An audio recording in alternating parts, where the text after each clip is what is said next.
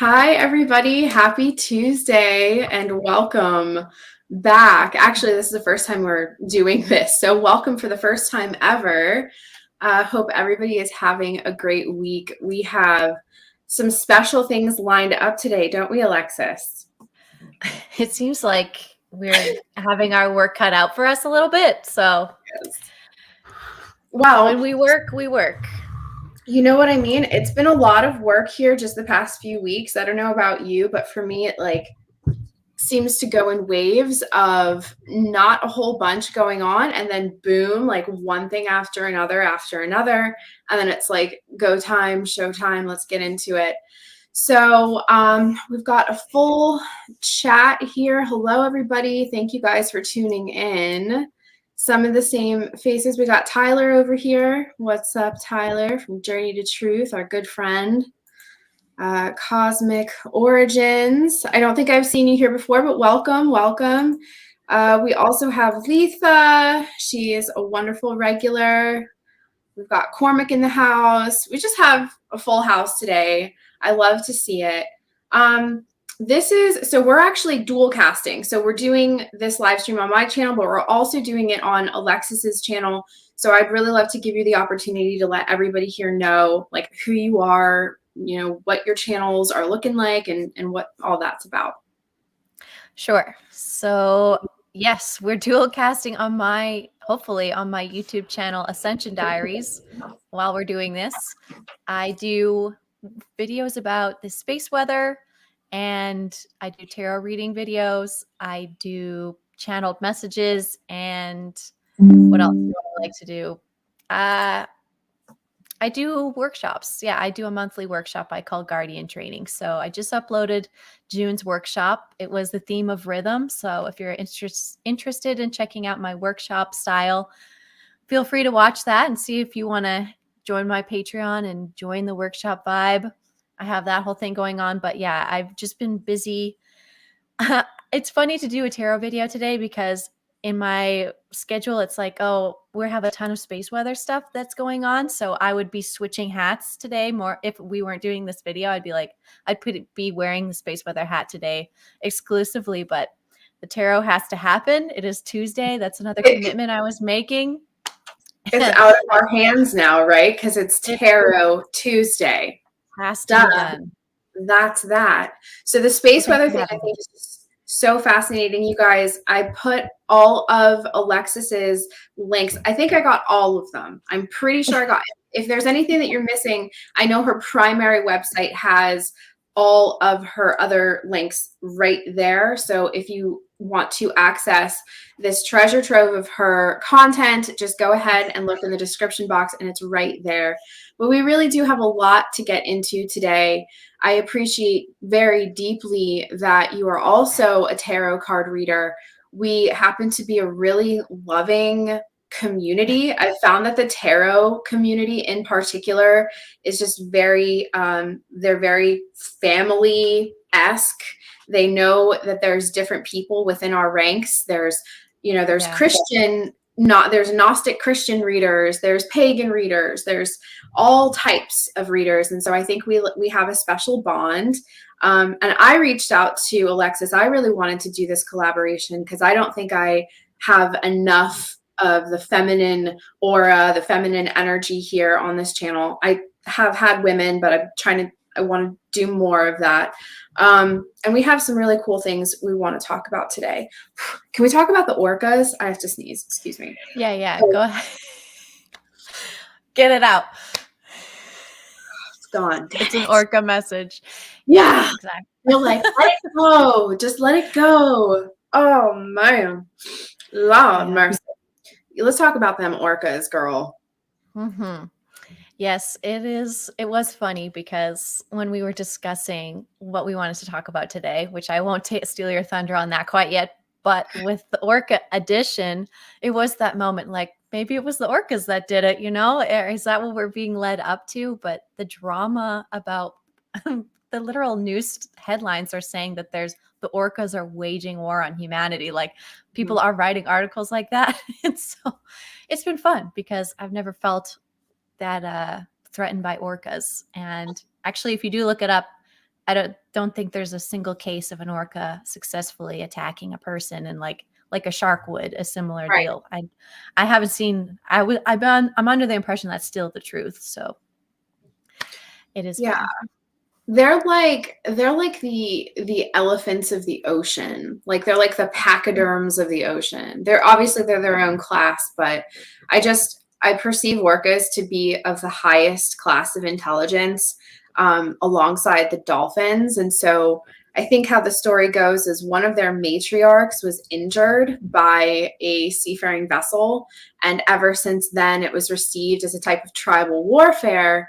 And like what a group of enemies to have, you know what I mean? Like if the orcas hate you, you know you really messed up. But Agreed.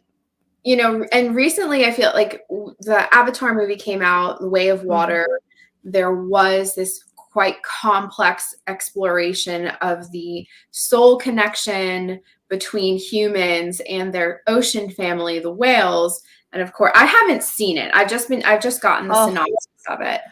Okay. I was like, oh, it's tricky. It is tricky, isn't it? Yeah, they really do a scene where they really do hurt successfully a whale, and it's like you have to watch the whole thing. You're like, okay, this is horrible. Yeah, this is all right, harvesting and whatnot, right? So yeah. So yeah, sorry guys. I didn't watch it the second time. Well, and I think that there's really a lot to it. It is uncomfortable. It's painful, you know.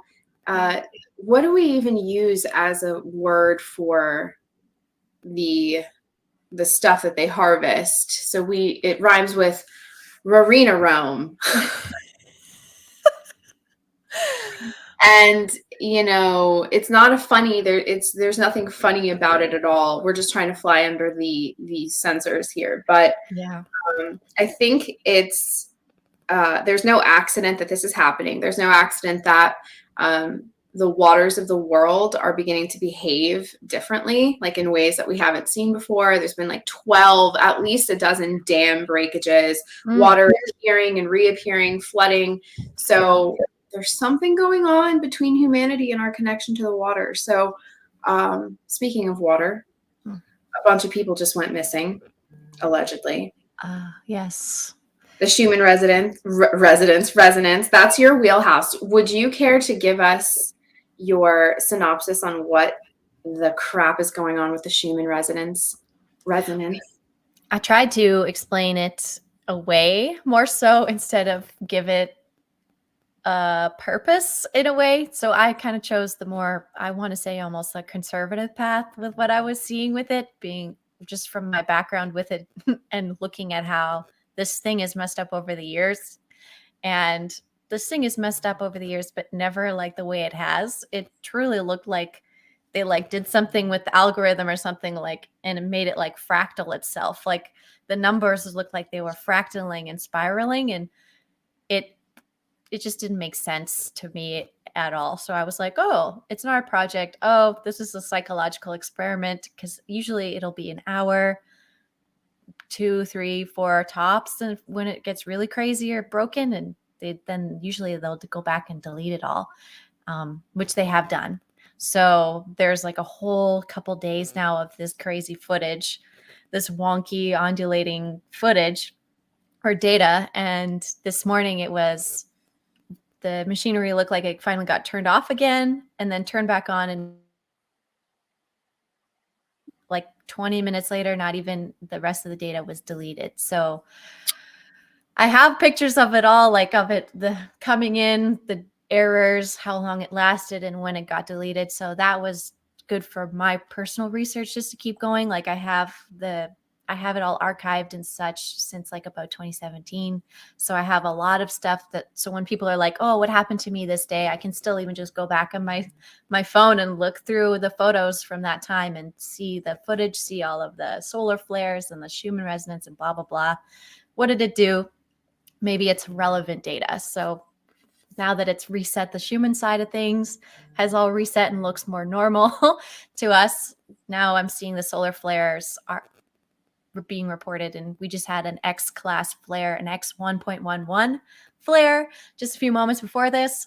And that was kind of like another sign, like, people were really going into the Schumann thing and getting inspired. There was evidence that there was amplitude in the non-Russian resources. So there's 2 Italian resources, and then there's one that does multiple locations, but is 2 days behind. So I couldn't get anything from that one. Italy was normal. Russia was clearly messing up. I was like, okay, something's still going on. And there was a few things in the news that day, the 19th, that were happening, like this missing case, I think happened that it was the 19th. So this missing submarine going to visit the Titanic, and it's become a news story. I think maybe the charge and the arrest for Hunter was today or yesterday. It was kind of like that was also in the news a bit. What else happened? There was a huge solar prominence in another explosion that looked like an angel that came off the sun yesterday. I just saw footage of it as well. So while I was digging through and handling the chaos of yesterday with the Russian chart, all this other stuff was happening, which is what I was trying to also allude to. Like, what are we being distracted from? Because that's kind of the game, in my opinion. And some of my friends were just teasing how the people at the Russian university were just kicking back, like taking shots and laughing at us while distracting these people. And it's weird. The hard part is that I get frustrated because I report this and I report the flares, and I'm pretty consistent no matter what's really going on. But during these moments where there's an anomaly or something crazy, I notice just out of the woodwork, people coming and making videos and trying to interpret it and trying to go viral with sharing this information and their perspective or opinion of it. But they don't do it for solar flares, and they don't do it for any other anomalies.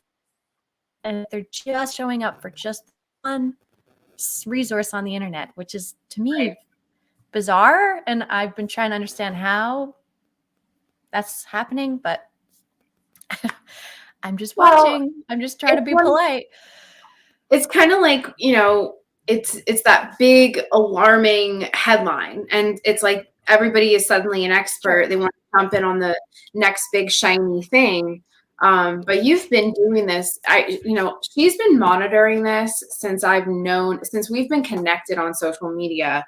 She's been sharing these images of you guys, you're familiar with it. It's like a graph looking thing. It's not my wheelhouse. You know what I mean? I just read, other people's reports on it, and to the best of my understanding, it's kind of like a collective. It sort of generates collective data from what is it human activity? Is it human collective activity, the Schumann resonance, or what exactly is it supposed to be measuring? The Earth, when it gets hit by solar wind, okay. just because of the geometry of the atmosphere, it creates a song. And all the planets do, like they all make noise when the solar wind's hitting them. But ours makes a noise, and it has a certain scale of notes. And it's just because of the shape of our Earth. And this scale of notes is between 7 hertz and like 60 hertz. And this website shows all of the electromagnetic activity between 0 and 40 hertz. So those notes of the planet, you can see them on the chart, and they're usually the brightest.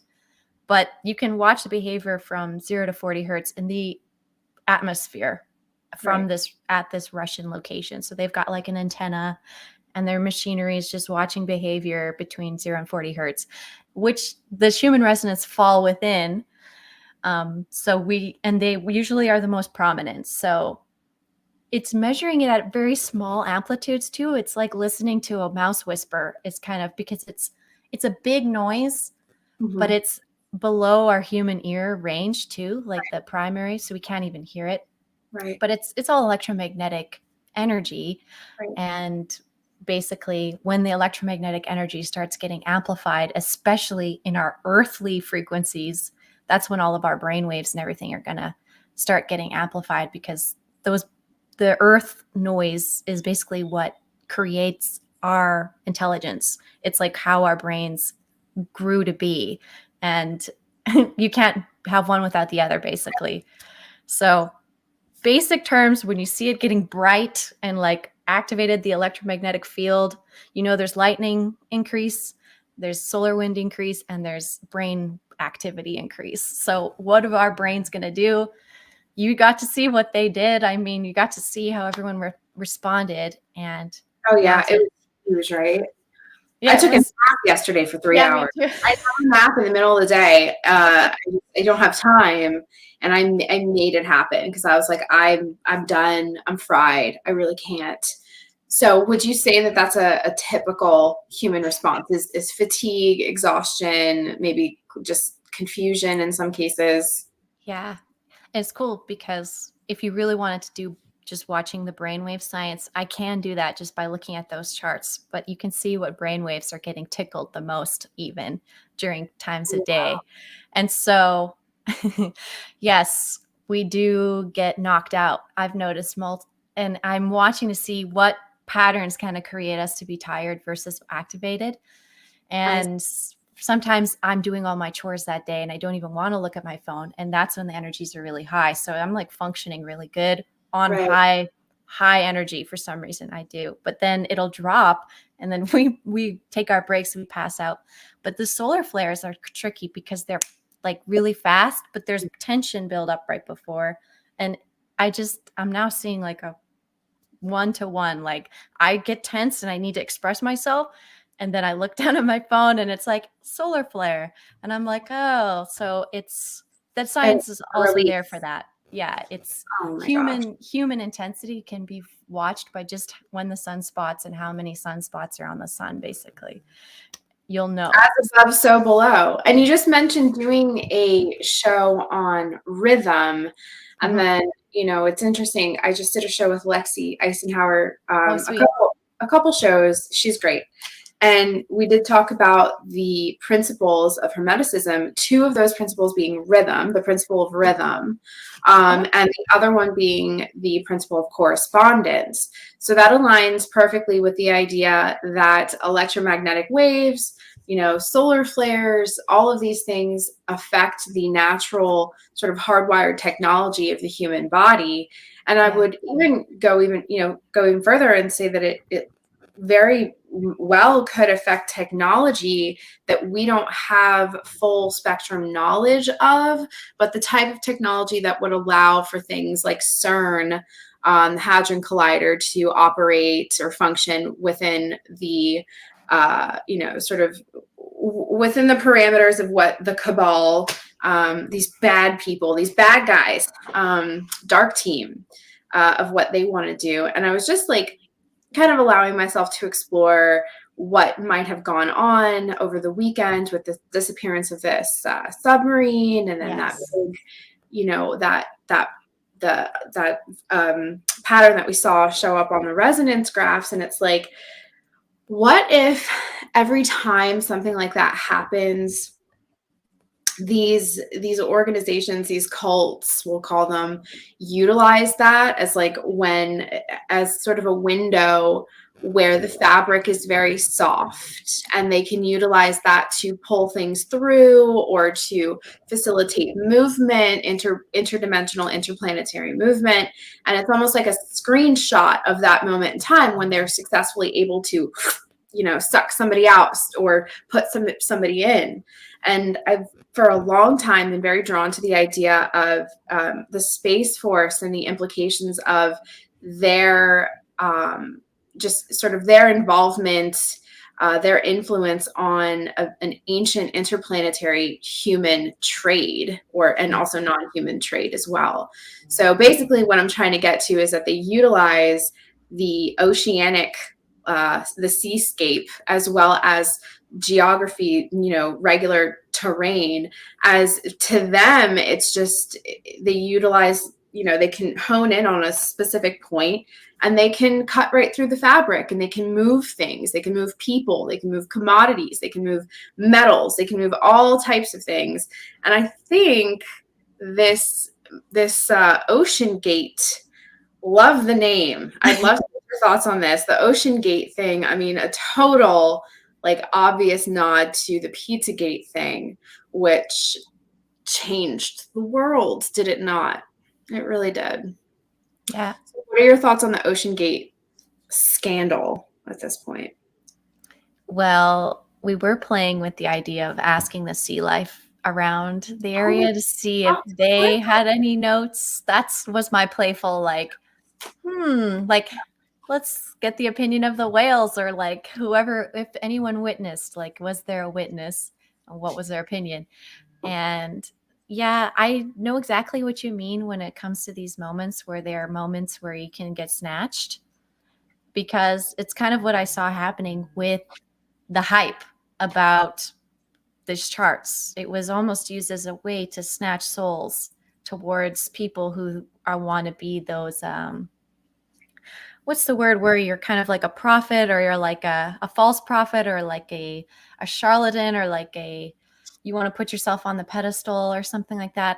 I'm trying to get the word, but it felt like that. It was like people trying to claim some type of superiority over the situation and then trying to suck in the neophytes and like the new people who are genuinely curious and spiritual and give them messages and this and kind of almost take their energy, and instead of giving it a place to grow, kind of just take it and like own it. It was very I'm the only one with the message and we're the only one. Yeah, I totally get that. I see that with everything, not just with human resonance, but all across the board. It's like, and I think that that's just what happens now with the way social media is like everybody's an expert. You know, I really tried to like the way that I see myself, I'm just a student. I'm just learning here. I'm certainly not the only one with any kind of connection to my higher self. Like everybody really does. It's just a matter of like asking the right questions and navigating appropriately and kind of going with the flow. But yeah, so that's pretty, and it's annoying. It's frustrating to see it because it really does appear that like it's just the people that are the fastest or the best marketers or have the best means of getting it out there very quickly. They tend to pick up like the largest collectives or the largest eyes and all of that attention because they happen to be like the fastest or, you know, have a really clever sort of marketing scheme attached to it. That's got to be frustrating for you because you're like, I've been in the trenches for 7 years. I don't know how long you've been doing this. It gets to me for sure. My blood pressure was a little high the last couple of days, just being like, but well, this is yet another opportunity for you to show people you're old school. You're a veteran of the game. It helps. And newcomers, you know, they come in, they burn really bright, but then they fizzle out. They don't have that sort of that staying power because, you know, it's a journey. It's not a destination. And these people really like to act like they have it all figured out when we don't. We just don't. It is funny. I've been like, okay, this is a test for me for sure, because it's the one thing I'm passionate about. And I'm getting territorial over this, but it's like I gotta also let it go. And that's the test. Like, just let it go and see what happens. Like, it could surprise you. Of course, I have to let my feminine do that. Like, okay, let it go. And my masculine's just like, right. Yeah, be careful. Like rally to the forefront to protect you. And I totally want to protect people too. I want to protect them. Like, be careful. Like, yeah. Don't look at the light. Don't stare at the light. Yeah. You know, just be super discerning, guys. Like, it's like seeing the very fancy fish hook. Like, don't bite it. Don't bite it. Don't bite that hook. And the same feeling like with that submarine. It's like those flashy fish hooks where I'm like, ooh, but I don't want to bite it. I'm like, be careful. Right. But I love it. I love it that this is what we get to discuss today. It's like, here's your permission. This is what we give you permission to get excited about. This one missing person. You're like, oh, there's actually a lot of other missing beings that I'm concerned about that I've heard nothing from for a little while. So even personal friends of mine missing. Like, I have other missing things that I'm also concerned about. Yeah, so it's funny. Like, oh, let's care about this person. You know what I mean? Well, like, aren't there like 5 people missing on this particular submarine? Maybe. Let's see. I actually want to check the headline. Yeah, I mean, I question it too because it's like everything that they show us strategically, like how's it go? Believe half of what you see and none of what you hear. So they want us saying things like, ocean gate. They want to like recycle those linguistics within the population so they know exactly what we're talking about, exactly what we're thinking about. But yeah, I love the idea of the orcas forming an alliance against nasty humans. And I was saying it the other day, I really feel like this could be considered an opportunity for people to come together and utilize like telepathy and heart communication to kind of like band together and say we're sorry. Do you know what I mean? Like, I think to the whales, yeah. to the whales, I think we owe them a huge apology. I think even like a whole lot of headlines recently about, I mean, it's always been happening. The Navy's always like testing stuff, like deep sea, like noises, and then the whales and dolphins have to suffer. All marine life suffers. But I kind of see this like conflict, this sort of tribal warfare between the orcas and humans as an opportunity to like telepathically heal this rift. They might have real like information for us. They may really want to like, maybe they want to help humans that want to help ourselves. I don't know. Maybe that's wishful thinking. Maybe they don't give a shit about us at all. Maybe they're like, you guys get what you deserve. I don't know. What's that? Man, if they actually turned on us, I think they could psionically, like with their mouths or their minds, explode our brains if they wanted to. If they wanted to. Oh my God, that's amazing. I think so. So they're the ones muscling along and keeping us in tow, I feel like, and taking care of those important meetings and so on. That's what I've been seeing is like the whales go to the meetings and we hear about it after. That's fascinating. Have you ever had like a whale or a dolphin like vision or experience or anything? Totally, yeah. Can we hear it about it? Oh yeah, it's my favorite one was in a room like this when I was walking into St. Peter's Basilica in Rome.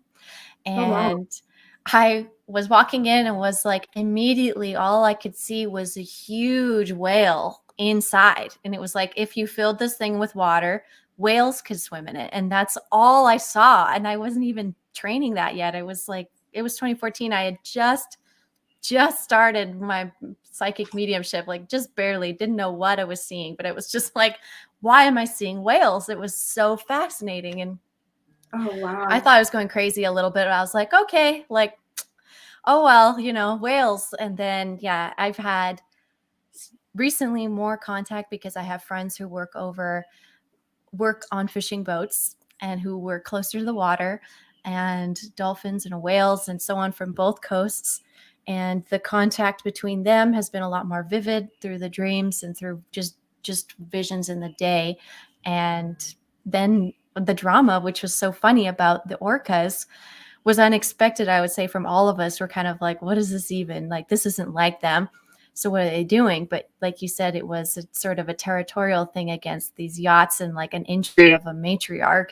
And now this sort of pushback of power and capability is teaching people about the orcas and increasing contact, like you said. And the orcas have the most wrinkly brain, like cortex. They have the most wrinkled cortex. So that means they have the most surface area for active thought. At least that's what's understood about brains. So their telepathic thinking capacity may be the best on our entire planet. So if they've made a decision, I mean, you just want to ask them their logic. Like, well, how did you get there? Like, what's your decision? Because I don't have enough wrinkles to keep up with them, apparently. So I'm okay with that. And I feel a lot more secure in the oceans as well, about even how now humpbacks and orcas they have their own power dynamic too. And when orcas are bullying things, humpbacks will step in and start messing with them also to kind of break it up. And they've got all their own power dynamic and such. But what is it that they know that we don't? Like what populations are they dealing with that we aren't, but we are getting telepathic communion from and like talking to, like what civilization is over by the Titanic. You know, where did they actually go? Did they go just for a visit? And this is like a little bit of an in between, like, oh, they're missing, but our minds immediately go, well, where did they actually go? And it takes you on that astral projection. Like it literally invites you to astral project to the location and check it out. Because I think that contact is happening, but the whales are, I would say, our protectors in that. They're kind of like that neutral party. They aren't humanoid. So they also have that, that's a little bit of a flex. Like they aren't involved in our humanoid dramas either. So that's also what I was thinking of asking them about the submarine, because it's not human related.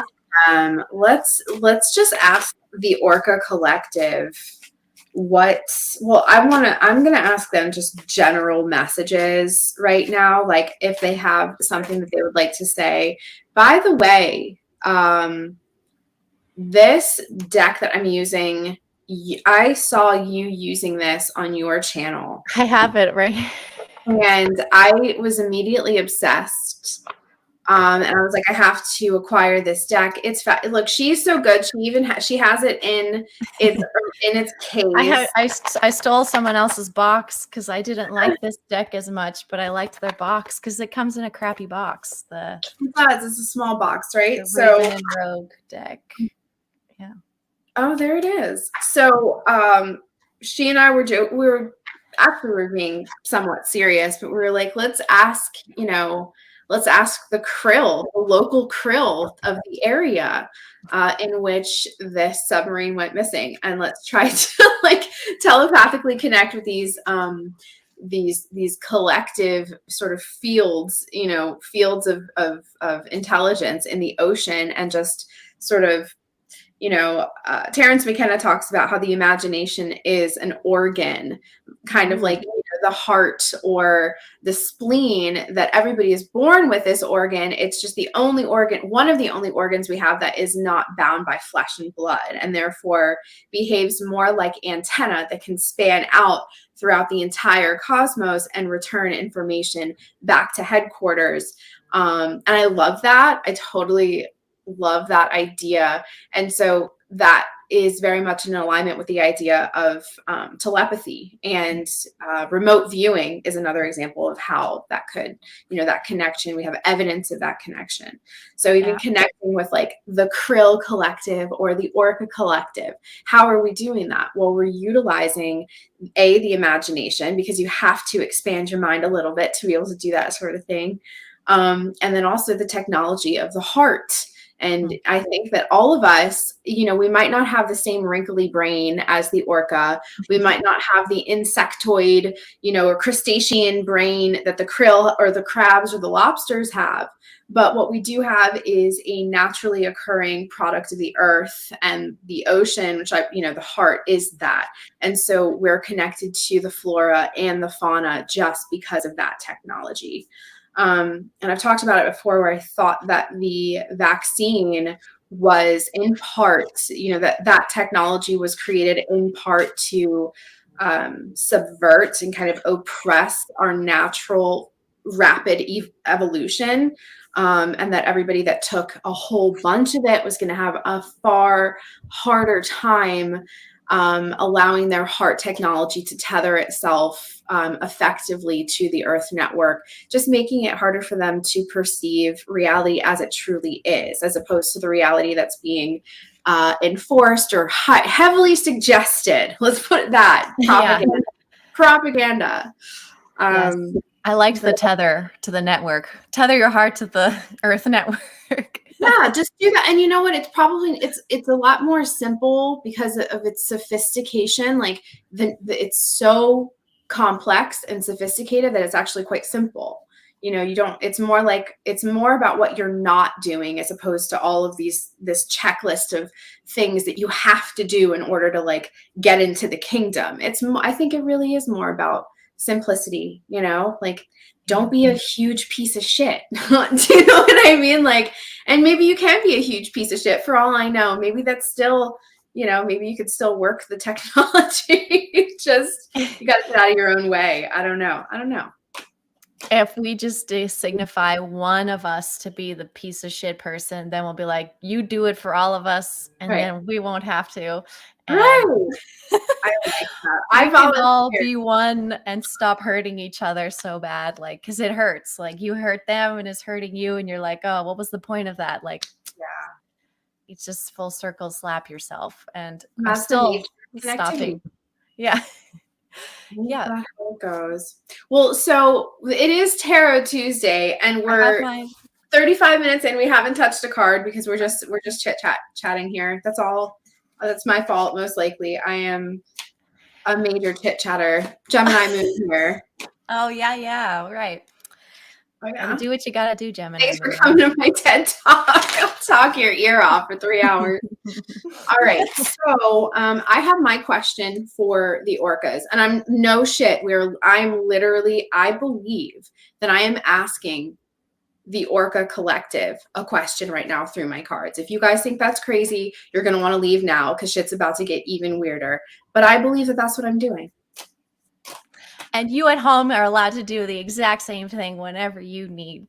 Oh yeah, whenever you want to. Yeah, I want to do a whole thing. I channel a lot of my decks of cards. So I use traditional tarot because that's how I was trained, but I channel a lot of my own decks. I have 3 just in front of me, 3 channel decks. And I really recommend, if you don't like the idea of traditional tarot, because for whatever reason, the stigma attached to it is too much. So you were born or raised very religious, and you really want to work with divination, but you don't really want to work with the system of the tarot, I highly encourage you to channel your own deck. It's very simple. Don't overthink it. That's how you get that's how you get tripped up, is if you overthink. You really have to allow that process to happen organically. And there's no, it's something you made. So there's no reason to be afraid of it. I second that advice. That's excellent advice. Awesome. So let's see here. I just want to take a look at the chat over here. Hello to everybody. Everybody is really receptive about the whales. I think because everybody likes whales. What is there to not like about whales? They're just the absolute best. All right. So to the Orca Collective, do you have any messages for humans at this time? What would you like for us to know? Free Willy was like my favorite movie as a kid. My brother called me Free Willy just up until a few years ago because I was. You're Orca, like. Yeah, that's why. Not because I was chubby my whole life. Has nothing to do with that. It's your Orca energy. It was too much to resist it. Free Willy. And I would answer too. I'd be like, yeah, what is it? The fuck you want? All right. A very Orca response. Yeah, very typical Orca response. Profanity. You're talking to me, little one, when you need something? Yeah, I'll breach. Yeah. LOL. Body slam you. Yeah. We love the orcas. We love the orcas. Thank you guys so much for being here. On behalf of all of humans, I'm so sorry that we suck. We are the Orca re-education incarnates. Yes, let's do it.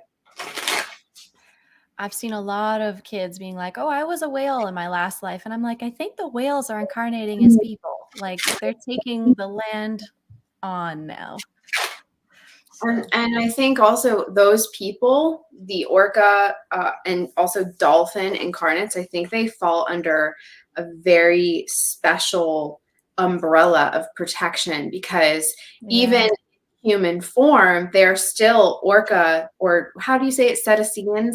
Cetaceans, that whole species, dolphins, whales, porpoises, they're still offering members of their tribe onto the planet, onto Earth, onto Terra. And so oh my God.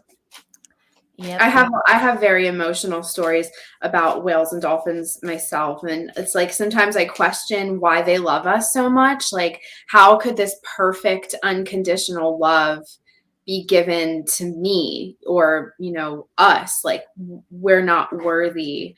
But they always tell us like, you are.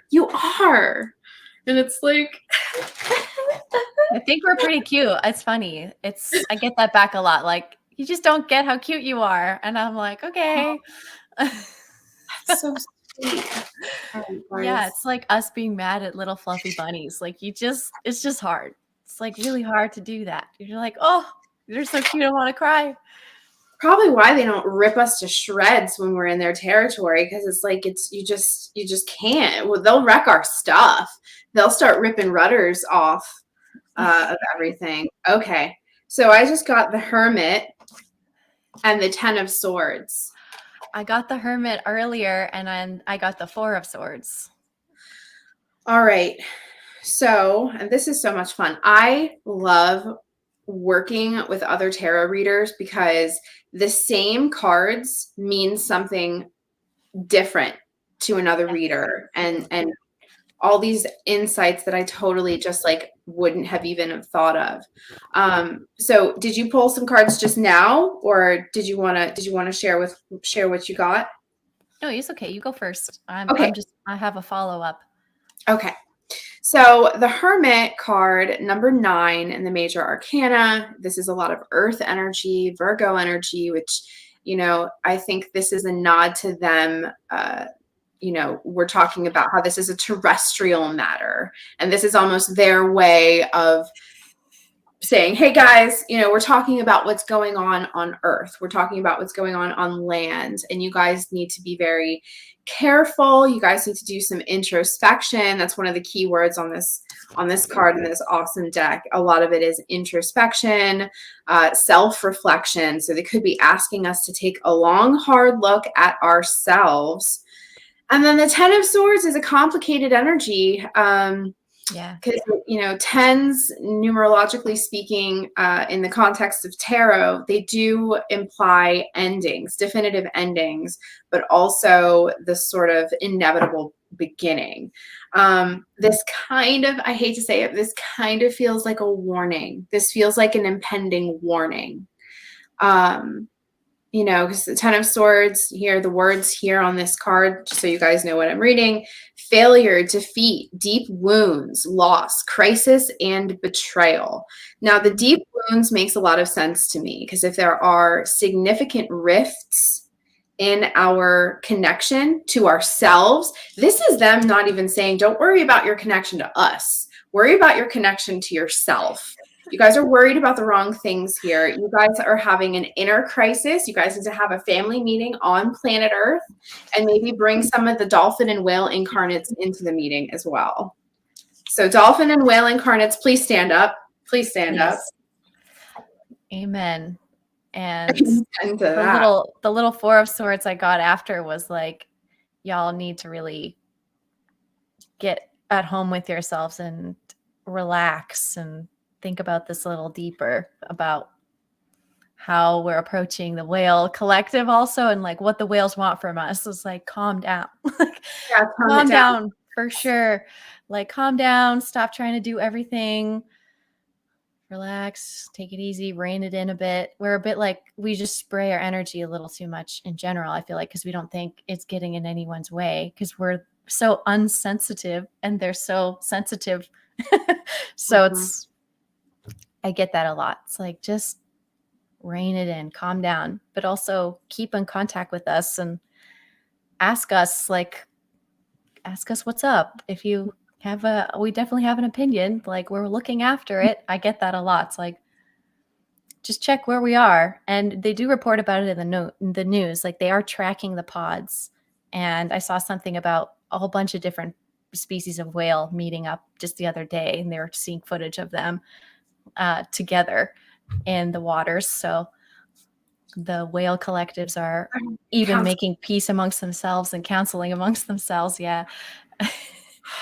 What would you give to sit in on that kind of a, like, your snorkel and just sit and just float there? Just kidding, guys. A good astral traveler, a good shaman needn't any scuba gear, right? We just kind of like or whatever it is that you do, whatever that looks like for you. I've never done this in my life. I don't know about you, but that ain't it for me. Oh my goodness. Let's see here. Another thing, if I could, is just sitting with the Hermit card. 9. My life path number is 9. So anytime I get a 9 anywhere, I take it. It is? Oh, shit. You guys, we're learning so much today. I love 9s. I think 9s humanitarian energy. It's all about the world as opposed to just, focus on the micro. It's like a very macrocosmic energy. So like I've noticed a lot of people with life path number 9, they do work in humanitarian. They want to reach collectives. They want to help. Sometimes it sucks being that person because the world can be very cruel and unforgiving, but it is what it is. Yeah. We're born otherwise, so. Right, exactly.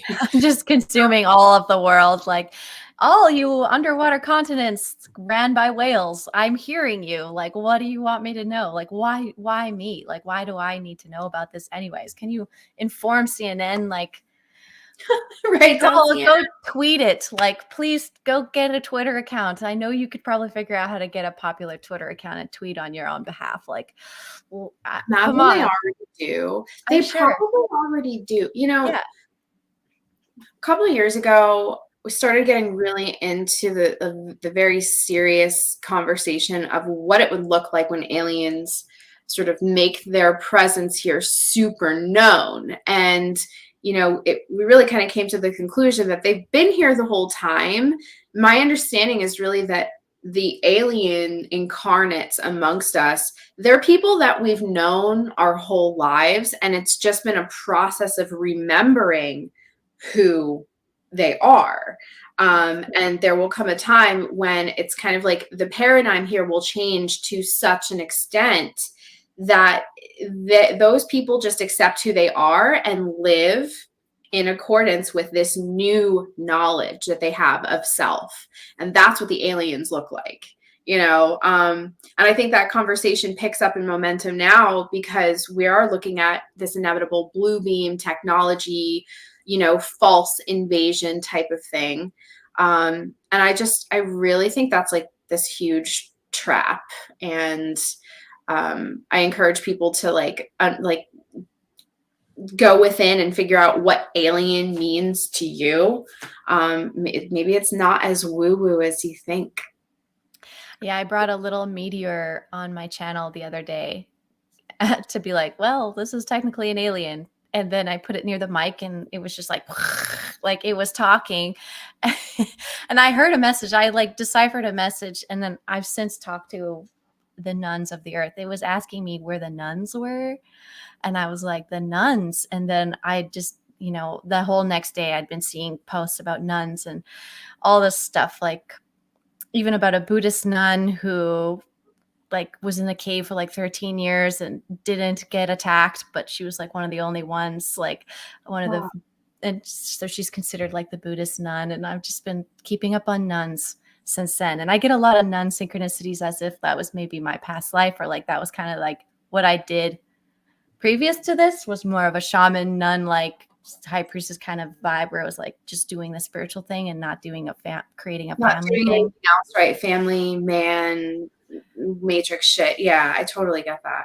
So it's kind of we're weaving in those things this life, but where are the nuns who haven't? Who are the ones holding that space this lifetime? And in my realm, I wasn't sure who I would consider that. So do you have somebody like that in your life who's kind of living that nun life?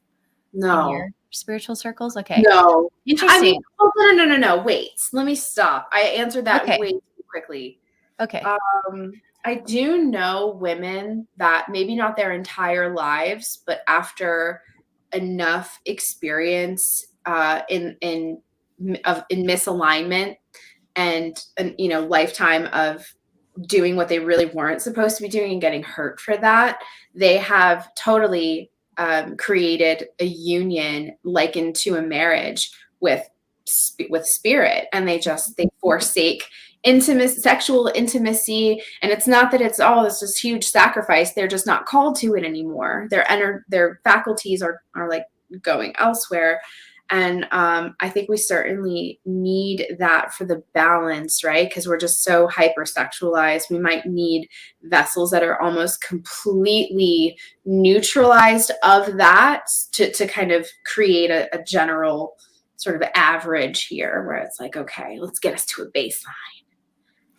And it does feel safe kind of too, knowing that you could approach somebody and know that they're not going to sexually like try and have some sort of sexual dynamic with you, or like even a power dynamic with their sexualness is like a thing still too. But nuns are like, well, there's an ultimate power and I'm just here to help kind of energy. So It's so freeing. I sometimes think about it, and I was married for 7 years. And before that, I belonged to a man since I was 18 years old, and I'm single, and I've been single, totally like free and independent, and haven't had anybody to answer to. And that really did. I'm not a man hater. I believe in marriage. I believe in monogamy. I believe in relationships, but I will tell you, freeing up the bandwidth, freeing up the space for me to focus almost entirely on my spiritual endeavors, and also things like self-care. You know what I mean? I never really got to do that. Yeah. It's such a freaking blessing. There's definitely a place for it. All right.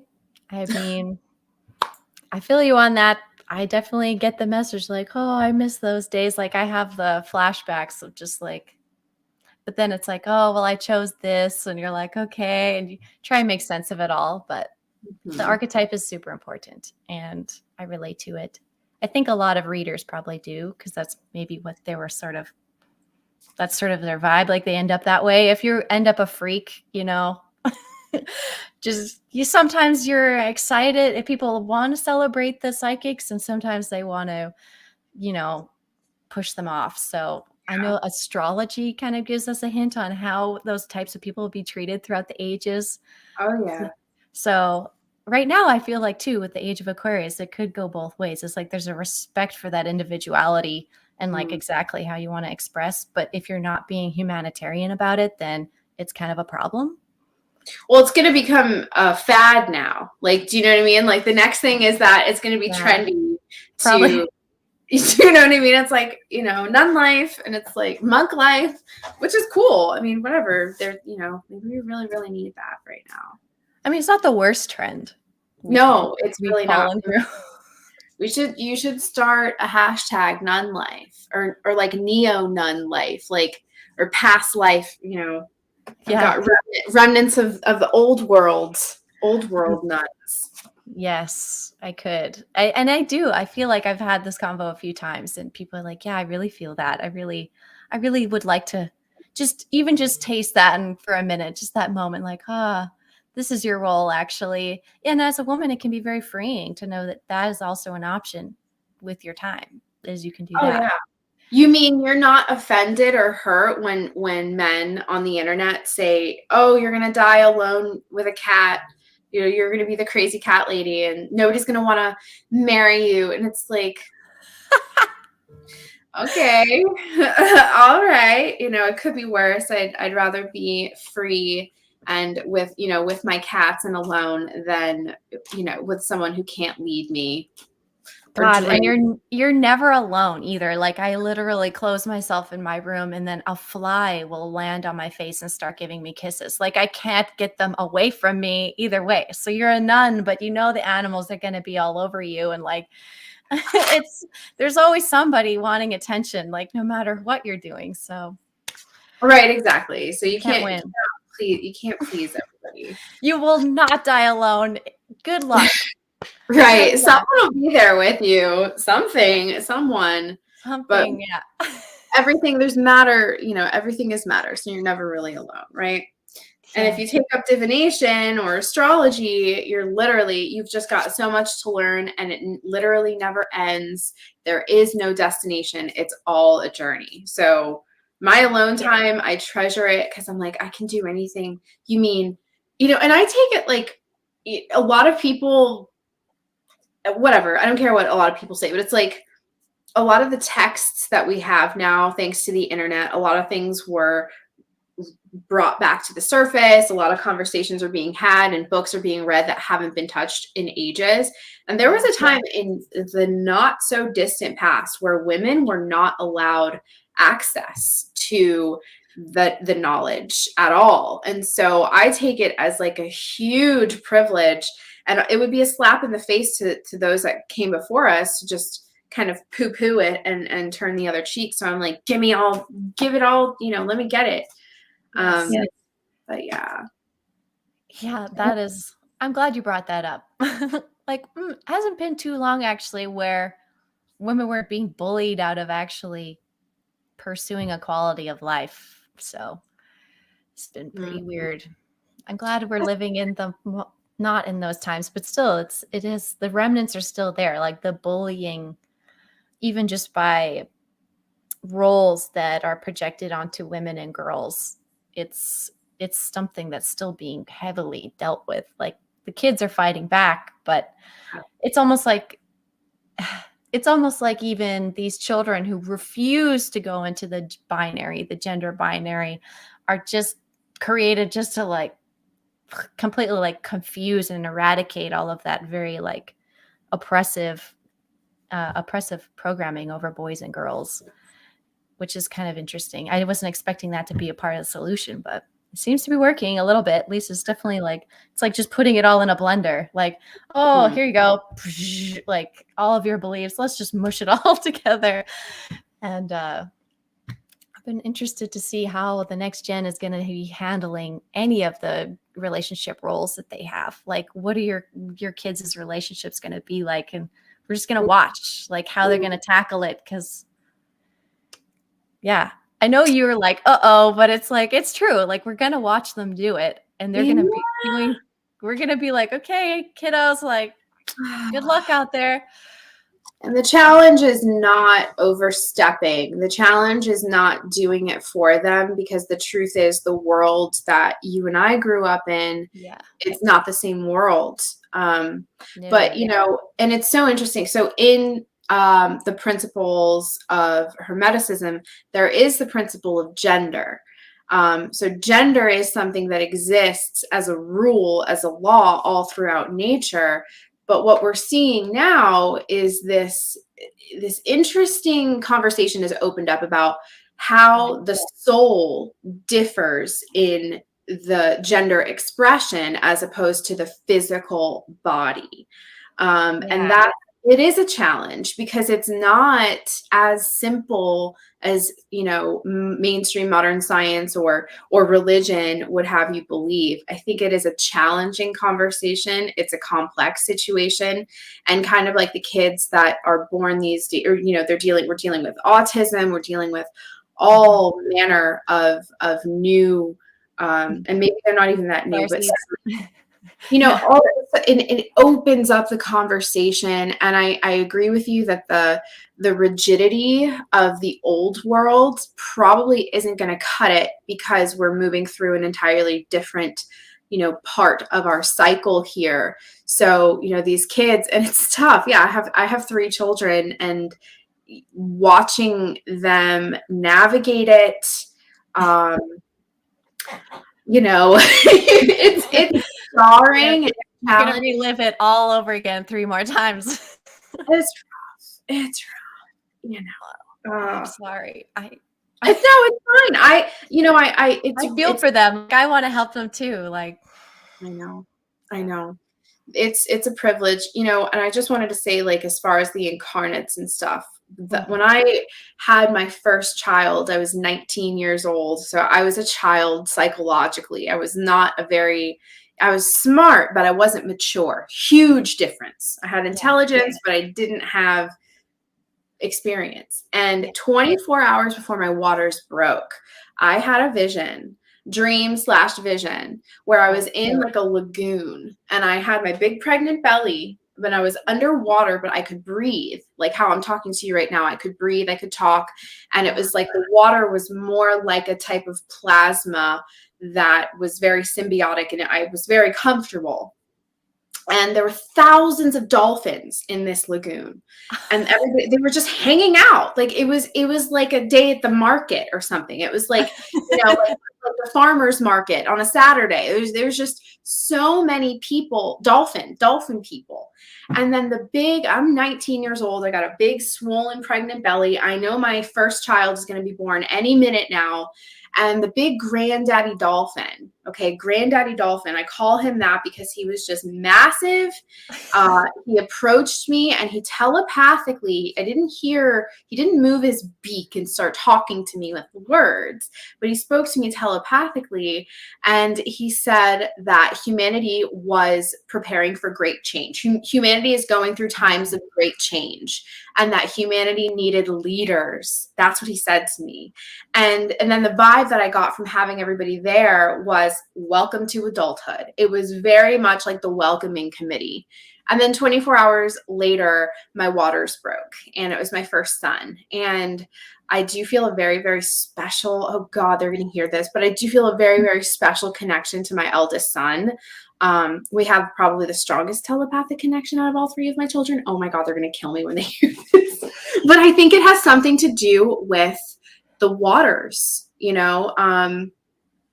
or his type. Like he could be a giant dolphin being and he likes telepathy more than whatever beings your kids are. Like that could just be his thing, right? Yeah. And then and the others have their strengths as well. But it's like that absolute unconditional love and support from them. Not even a full day before I was about to sort of cross that threshold into adulthood where I was going to become a mother, and the dolphins were there for me through that. And so I've always held, like, I hold them so close, and I'm just like, I love you guys. I'm so sorry that, people do stuff in the ocean and, it hurts them. And it's just like super fucked up, right? It's so messed up. But anyways, let's ask the question. I was like, good thing you're a very convincing speaker. So you're going to change some minds, and, minds that are too thick to hear granddaddy dolphin.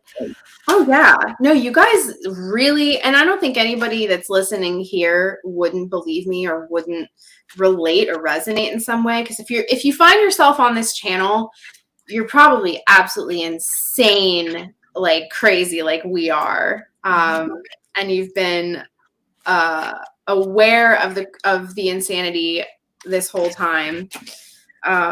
But you got to listen. It's funny too, because the Hermit card, as the message from the Orca collective, it really is about stepping away from the noise. The Hermit, traditional rendition of the Hermit, is the man with the lantern at the mouth of the cave.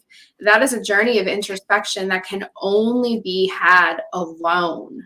And so this is almost like, I take it as an invitation to like shut off a lot of external noise, whether that be phones, computers, internet, whatever. Even if that's a temporary thing, they're like, cut the lights or cut the power for a little bit and see what you get completely free and clear with just your lantern and just the mouth of the cave. Oh, and it's so good. It feels so good to do that. I love it. 4 of Cups. Okay. What was the question? Well, I was asking if maybe that Dolphin Collective had anything else to tell you or update you about. I just figured I'd ask. And so a little bit of 4 Cups. It's like, oh, we're giving you some golden opportunity and hopefully you take it. So maybe you can become the owner of the Dolphin Collective and just give us messages from them every day. You and your son. Give us some details. Thank you. That's so sweet. Because I will tune in. I'm hearing humpback whales the most for me. That's who I talk to, it seems like lately. It's like every time I'm like in a stressful situation, I'll like see a humpback whale. And in the Vatican, I saw them and I was like, okay, so I can be humpback whale lady if you need. High priestess. Oh, yeah. They have the best songs, don't they? I just love their music. Yeah. pretty awesome. There was actually just something I found the other day, and I might actually post it in the description box afterwards. It's so great. But there was something like in the Bahamas or like in the Caribbean, so just south of me here. Yeah, you're close. There were all of these these native clans that for many, many years, like thousands of years, would go, they're seafaring people, and they would meet with the whales and play their music. And over generations, the whales would sing their songs, were almost a culmination of generations of music played to them by these indigenous tribes. So it's like a co-creative song created together. I wonder if there's anybody out there still doing that at least a little bit. Like, we should do it. I want to do it. I mean, yeah, I'll fly over and we'll take the boat out right away. Like, right there. Like a little like pontoon boat and like a flute or a harmonica. Do that. Yep. I would. We see dolphins all the time. I just saw dolphins the other day. I went to the beach with my friend, and I have a fear of sharks because they are truly everywhere and they are so dangerous. But I also have a very deep, healthy respect and love for them. Yeah. So I was out there, my friend dragged me out past the sandbar to where it's like there's like a deep part and then it gets shallow again. Ooh. And I was like, I'm scared, yeah. I'm like, fuck, I just saw a video a few days ago of some poor soul getting eaten by a tiger shark in Egypt. I'm like, Jesus Christ, I'm next.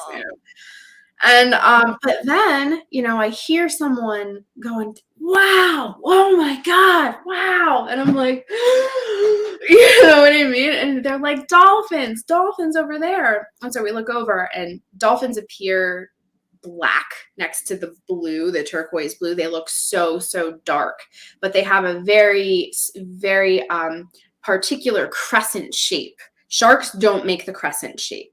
So you could see like they're hopping. And the thing about the presence of dolphins, when the dolphins are around, the sharks typically are not. Right. So I felt safe. I was like, there's a dolphin 100 yards over here. I'm not going to die today. I'm not going to die right now. So again, they show up. They just show up. They're the best.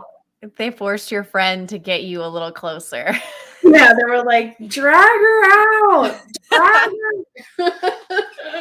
I'd have to have the same friend to be like, I don't want to go there.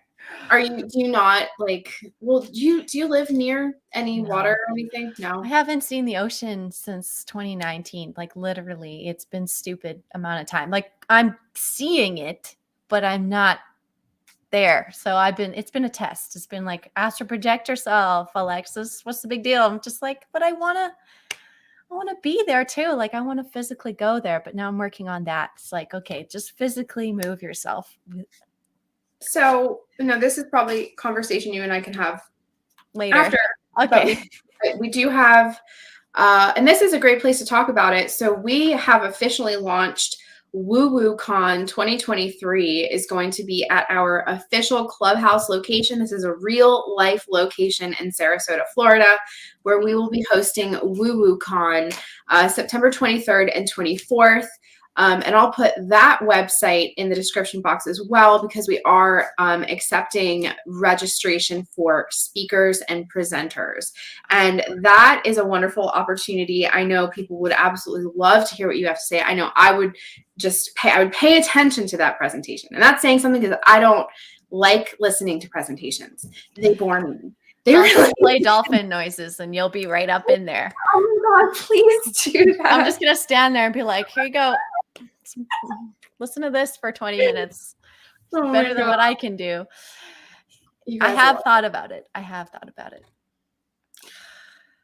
The freaking dolphins, man. I mean, I really think they can. I think what these yacht captains ought to do is like hold hands when they're out there and be like, listen, bro, no homo. We need to form a circle.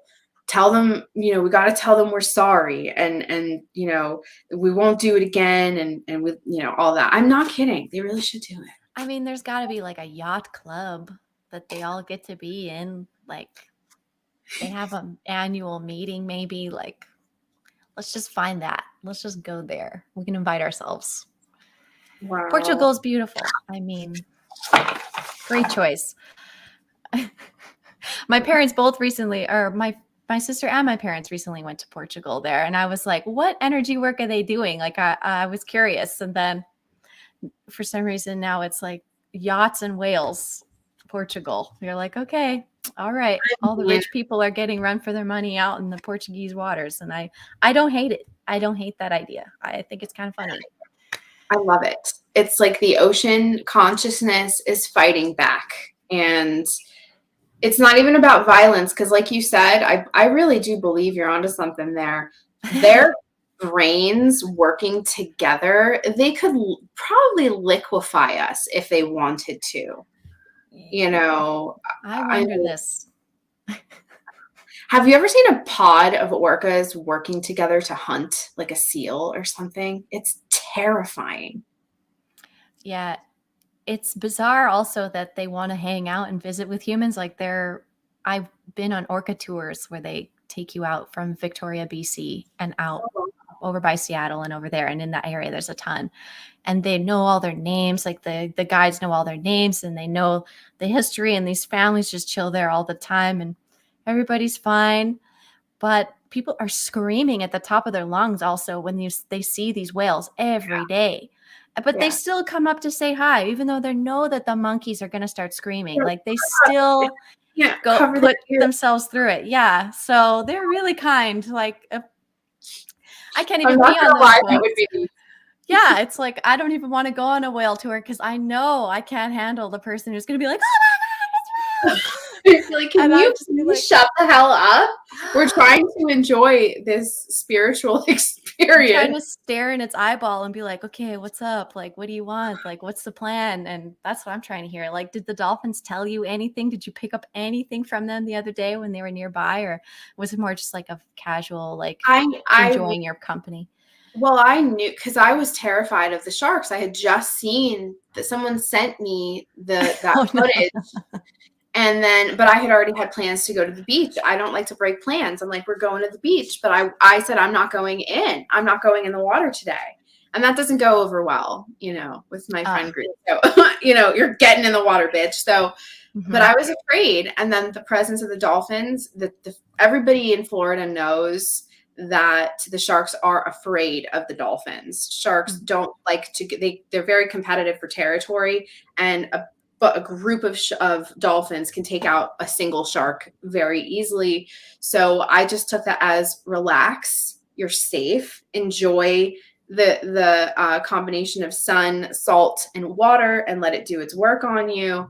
And I think it would probably serve humans a lot to get out of the mindset that the earth, the flora, the fauna, the ocean, the mountains, that we are some kind of in a relationship of contention or this sort of contrarian, like we're, contentious relationship. Yes, nature can kill us, and sometimes it certainly does. But I think that that's more about the cycles of life and death and natural order than anything else. And I think maybe nature is just asking us to remember that we are in a symbiotic relationship with her, and not to paint her as the enemy, because that won't work out well.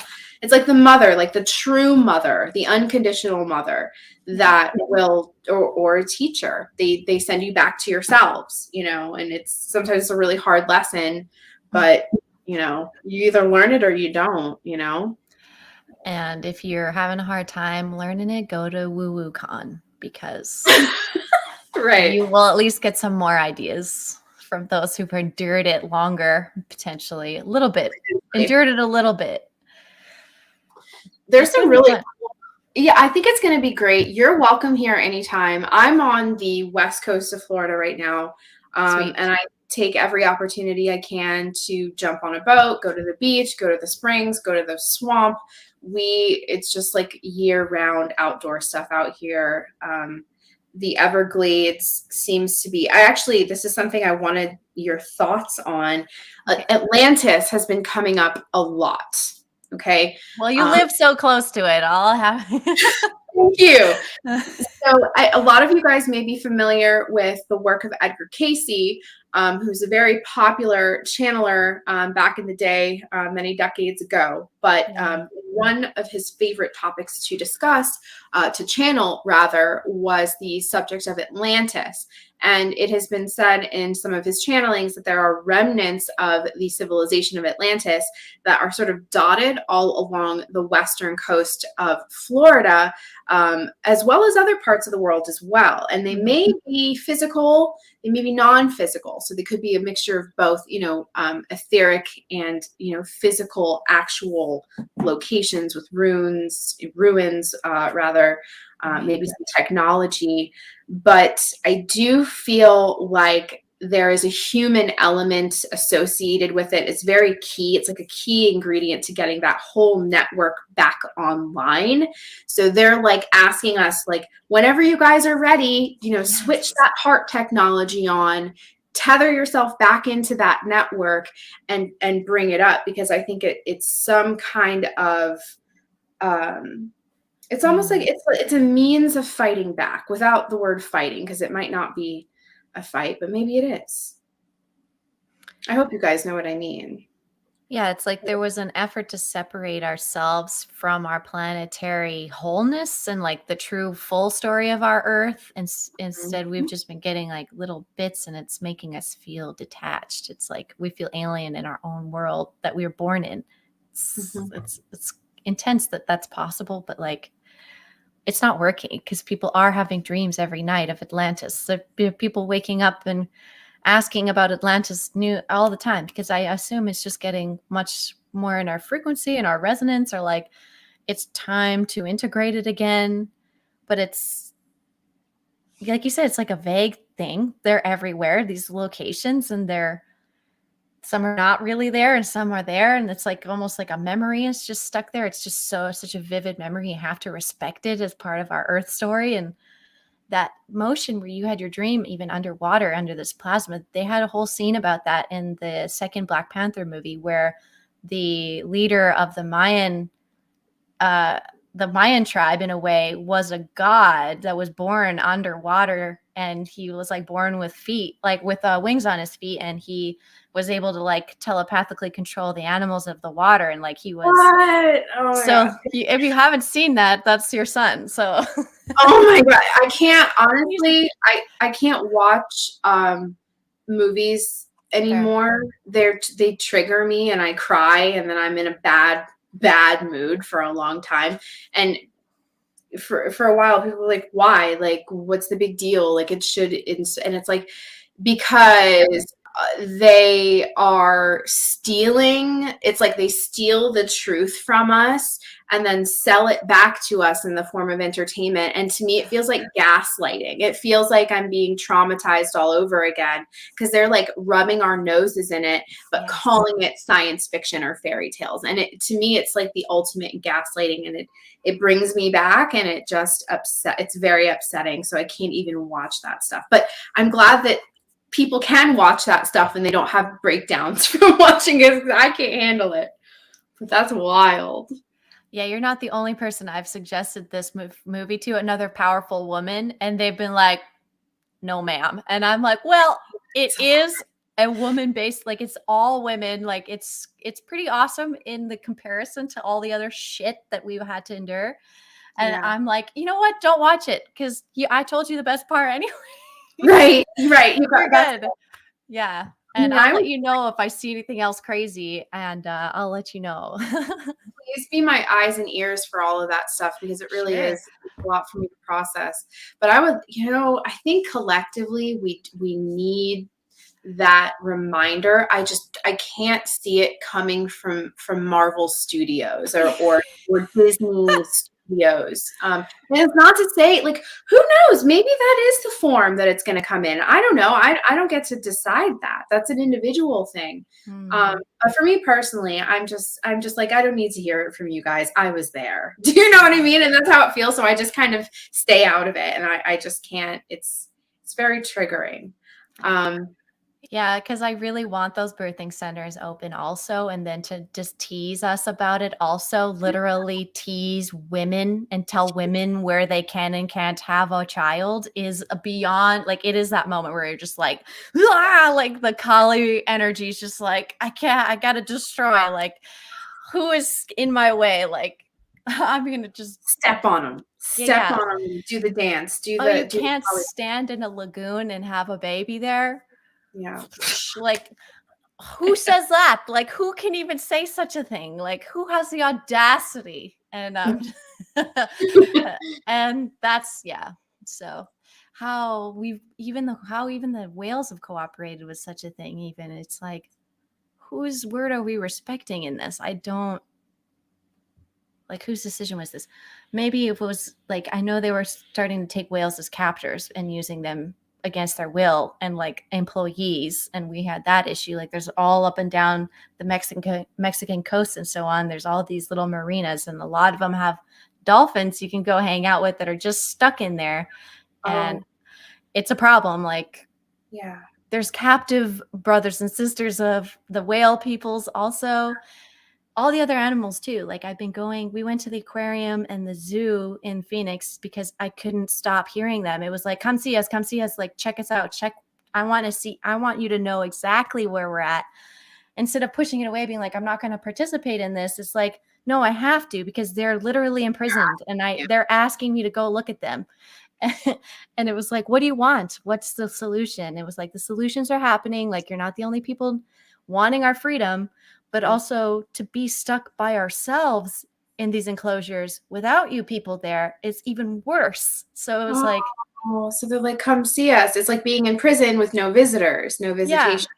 And if they're first contactees of their race and they're trying to make contact with us in a suitable way, that's also a spot where that can happen. It's like, Lord, these I races thought of that. yeah, so I was getting all that, and like, oh, I don't want to argue with people who want to argue about captive animals and people, because I'm on the same page. Like, don't do that. But if they're in an enclosure for a reason of contact, and that's the whole reason why they came here and are in this building, we're not getting that either. Like, so I was like, how am I going to explain this to people? Use that imagination. Like, oh, your imagination. It's like, okay, well, I still went there. And you still did it. You followed the call. I really believe who was mad, who wasn't. Yeah. The cougars don't want to be there. Cougars are the most upset. They have they have a few golden eagles and like condors in cages. Like, putting birds in cages, stupid idea.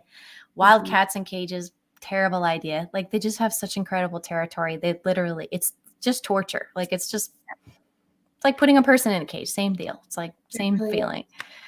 Same feeling for them. They just look at you like, what are you going to do about it? I'm like, I can tell you're upset. Like, I don't want you in here. And they're like, well, everyone keeps saying that, but we're still here. And I'm like, I don't know who's in charge of the zoo. And then you get into that and you're like, oh, it's the same battle I'm fighting on all the other things. Like, it's the same people. So enslavement, imprisonment, all that. Whole thing. Yeah. So it's a whole thing. Wow. I didn't even think we were going to go I to know. we went today, but I'm really glad that we did. We really just let it kind of fly. We didn't do too much tarot, but I'm okay with that because we didn't have I got the same one again. So what? Four of Swords. So relax with the tarot, Yeah, just chill. No, I love that. Four of Swords is one of the coolest cards for sort of just being silent. And it's for me, anytime I get the Four of Swords, it's like inaction. Don't do anything. Literally hit pause, just wait it out, because there could be more information. Swords being the element of air, they are about the thoughts. Primarily they're about, like the world of thoughts and that whole sphere. So it has a lot to do with the quieting of your thoughts, or at least the tempering of extremes, where it's like, don't do anything too polarizing right now. Don't allow yourself to swing too positive, too negative, and just be in if you look at the card, it's a guy on his back and he's like, I don't know if he's dead or sleeping or what. I'm pretty sure he's just sleeping. Yeah. But he's healing. He's getting over the 3 of swords, which is, Yeah. So that was a rough night. Yeah. The recovery period, the vacation. Take a little mental vacation. Take a rest. That's also the calm before the storm card for me. True. Because the next is the 5 of swords, which is a feeling of being very exhausted, fatigued, feeling defeated in your thoughts. So now is a good time, you guys, to prepare. Give yourself brain support, take your, all those oils or whatever it is that you want to support the brain. Yes. Because we've got battles coming up. That's no lie. Do you want to pull some cards? Well, you're pulling cards right now. I'm not going to tell you what to do. I'm not going to. You do your thing. Just organizing a little bit like, oh, where did that card go? I've seen it so many times and now it's gone. Let's see. Lost her. I think I'm going to pull a card for everybody watching right now. Mm-hmm. You guys have been so cool. I know I haven't engaged the chat a whole lot today. I usually do if it's just me. Yeah. But it's you and I have been talking and we've really been, going in. So that's why I haven't been super tentative to you guys. Please don't take it personally. I can see everything. I just don't, I'm trying to focus here on Miss Alexis. But I would like to give you guys a couple cards here, just general messages for what the universe wants you guys to know right now. And it also is a thank you guys for tuning in. We got 73 people in the chat. At one point, we had over 90 people in the chat, or 90 people watching, rather, which I think is super great. Nice. Jeanette, there's chemistry between us. I do too. I think I like it too. And it did work. I'm pretty sure projecting it onto my platform too at the same time. So that's awesome. I had no idea that this could do that. So maybe I'm putting you on the spot a little bit right now, but I would like to make this a regular thing. I think that every single Tuesday, because that's ambitious, but I really love the idea of, 2 tarot readers, 2 ladies, and she's, you also do space weather, which is like, I'm paying a lot of attention to the water activity of water on planet Earth, and you doing space weather. I think that's even cooler. We can meet in the middle there with what the water and space is doing. Yes. It's funny too, because the upper waters or our upper atmosphere, like when you watch the rockets go through it, you can see how viscous and thick this layer is that it has to shoot through and then get to the outside of, and then it's resistant free outside of the atmosphere. But that whole water that we're living in, and it's just so underrated, I feel like. And then I wonder about the ocean. It's like a whole other atmosphere. It's a whole other realm. It's another consciousness entirely. We're too dense, or like not dense enough to be in that area. We can't be in the water, but in this water, we're totally fine. But we can't get up too far because we can't fly in this water. So we're just like, it's so funny. We're just these bottom dwellers. Well, but only here, like only in this configuration, because when I had that vision, I was still me. I still had my big, swollen, pregnant belly. My hands were swollen. I was still very much me, but I was submerged in this plasma, and it was almost like this plasma that like they could live in and I could live in. It was our common ground. It wasn't exactly like water. It wasn't murky. There was no sediment. Which I love. It was some kind of solvent that just it was perfectly easy to move through. I could breathe through my nose. I didn't have gills or anything. I was just me as I am. So it really does bring into question what kinds of waters there are. Have you ever had a drop of water just like from a completely unknown source? Has anybody in the chat ever had a drop of water land on you and you're like, how? Where? No. That's a good one. That's a great one. What do you make of that? I wish I knew. Sometimes I think the animals are spitting on me. I'm like, did no. Did a fly do that? Like, what is that? And a butterfly fart? Yeah. And I have had my own dreams where I'm in the water and I can breathe. And I'm like, whoa, this is awesome. Those are the best dreams. And you can swim really well. Oh, that's the best feeling. And like, I've had contact with some dolphins, but I've seen baby dolphins come to the shore. I've been delivered a couple baby dolphins. Like, oh, here's some cute babies. And you're like, oh my God. Like, they're so cute. Aren't they literally the cutest beings you've ever seen? A baby. Everybody go online right now. Check out a picture of a baby dolphin, and it's almost like something you can't even behold. It's like my eyes are not worthy to behold this immaculate creature of purity. It's pretty much the most amazing looking thing I think in the universe. It's like, it's too much. I'm like overwhelmed by it.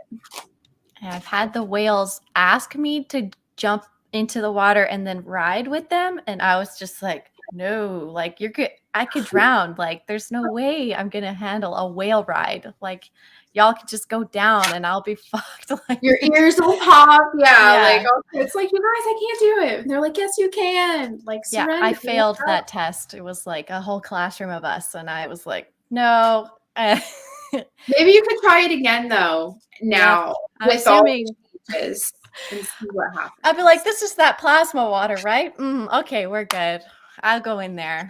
Yes, it's the plasma water. Yeah. It's totally, it's like, it's fine. You can deliver babies in it. You can breathe in it.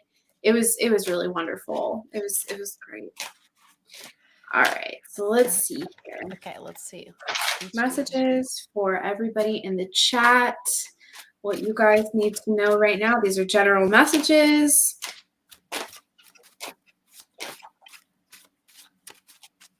And everybody, if you could thank Alexis for agreeing to this show today. Ooh, you got a jumper. She's got a jumper. I did. I jumped. I have the Lover's card, or sorry, the Two of Cups. Sorry, excuse me. Okay. They do look similar. They do very close. We've got the Two of Cups. So good chemistry today. Seven of Swords. Don't get, I don't know. Strategy. Don't run off with everything, you know, just be humble, but you're happy. You got your goodies. Oh, and then the Six of Swords. So going into the calmer, smoother, happier scenarios with all this we've gained today, all this knowledge we've gained today. So that's how I interpret it. Love it. I love the Two of Cups. The Two of Cups is one of the prettiest cards in the deck, in my opinion. So these were going to be messages for the chat. These are the folks listening. I got the Four of Cups, which we had that earlier, the Page of Pentacles, and the Knight of Wands. So the Four of Cups, you know, in its very traditional state, you know, this has a lot to do with being indifferent towards things that are right in front of you. I've had this come up a lot for folks that are dealing with issues of feeling like they missed out on something, or they're not working hard enough. So I see this come up a lot with people that are suffering with feelings of being lazy, being stagnant, being like, oh, you know, I missed my opportunity. I should have done that already 6 months ago or 6 years ago. And it's kind of like this stagnating feeling that like it just kind of goes in on itself. There's nothing expansive about it. It's the sort of thing that will rot inside of itself because it's just stuck. It's just tepid, stagnant, still energy. So we want to move that. Anybody listening, if you're feeling that sense of regret, if you feel like you've missed your calling, you missed this opportunity, that's just a mindset. It doesn't have to be your reality. Could you have missed some very significant opportunities? Yeah, sure. But the glory of divine mechanism is that all things that are meant for you do find their way back around to you. Page of Pentacles, a card of ambition, manifestation, financial opportunities. And then we have the Knight of Wands as your final message, guys. Passion, energy, adventure, impulsiveness. This is probably one of the most action-oriented archetypes. So those of you, what I'm getting is over the course of the next 4 weeks with that Four of Cups, over the course of the next 4 weeks or so the next month or so, if anybody gets like a little bit of, like, if someone throws you a bone, say you get a little extra money, or there was something, like you have some kind of resources that you can put this to really good use, you're going to want to flip that and invest it and get something going. Don't wait anymore. Because the Four of Cups is like, you want to talk about missed opportunities. If you get an opportunity to invest your energy in something, whether it be monetary or a new fitness routine or something like that, the time to act is now, to avoid this feeling of remorse, regret. Oh, I missed my opportunity. Just do it. Just do it. Just do it now. Don't wait. So that's my message to you guys. I've even been getting that today when it comes to the financial markets, and I rarely ever do, even though Jace is super into the financial markets. I just sit here and get my own random messages, but it was like, so there's going to be a little pop, and it was like, don't lose that opportunity to like get a little bit of that bonus, like of that sale, like, you know, get some of that pop. Well, but because and I was like, oh, interesting. So it's funny, that's making me think of it again. So a lot of people don't like to sell their assets to make money on them. So that's that resistance. And that's also been the programming. Like, all the men are like, don't ever sell it, but they're selling it. You know, they want you to not sell it so they can sell it. You know, it's that game. So I've been like, okay, gentlemen, yes, but I've learned your patterns. You know, you can't fool me anymore. I get what you're trying to do. So I've been getting that message. My astrologer was also like, ooh, I think there's going to be a market pop soon. And I was like, yeah, I've been getting that signal too, but I don't know where I'm getting it from. Just feel like it's kind of just the angels in the morning being like, oh, Alexis, this is coming. And I'm like, okay, thanks. Let's see. I actually really love that about the money. It's not my favorite just because it's kind of boring, but people love it. It is important. The economy is affected deeply by human consciousness as well. So I'd be interested to see if there's a correlation between activity on the Schumann resonance and the financial system. That'd be a cool little thing to delve into. Yes. I've been trying to see if the solar flares cause like any of the coins, particularly over time, to just make movements. I haven't noticed it exactly that, but it really feels like it's the astrology transits that are hitting the most. Like, they really are. Those astrologers who are ahead and really can find that stuff, like in the big cycles and stuff, they're definitely getting a best picture, I think, of everything. And I'm just rapidly trying to keep up with them. Like, you have to reprogram your whole brain to think a different way to be an astrologer. It's amazing, but you really do, because it's a whole language, right? Yeah. So I'm getting you guys saw me shuffle, and I love when this happens, when I'll shuffle 20 times and I'll get some of the same cards come up. And this is a testament to the mechanism that we're utilizing here, which I think is just synchronicity. It works because we live in a synchronistic universe and we work with the divine. So we got the Page of Pentacles again, which is financial opportunity. So money, those of you that are interested in navigating the financial system intelligently and maybe a little bit alternatively. And what I mean by that is, maybe you're not attracted to working with stocks and bonds anymore. Maybe you have lost some faith in the banking system and in fiat currency as well.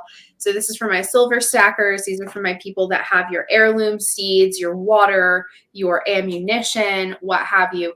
Those of you, and then we have a Hermit card again. So the Orca.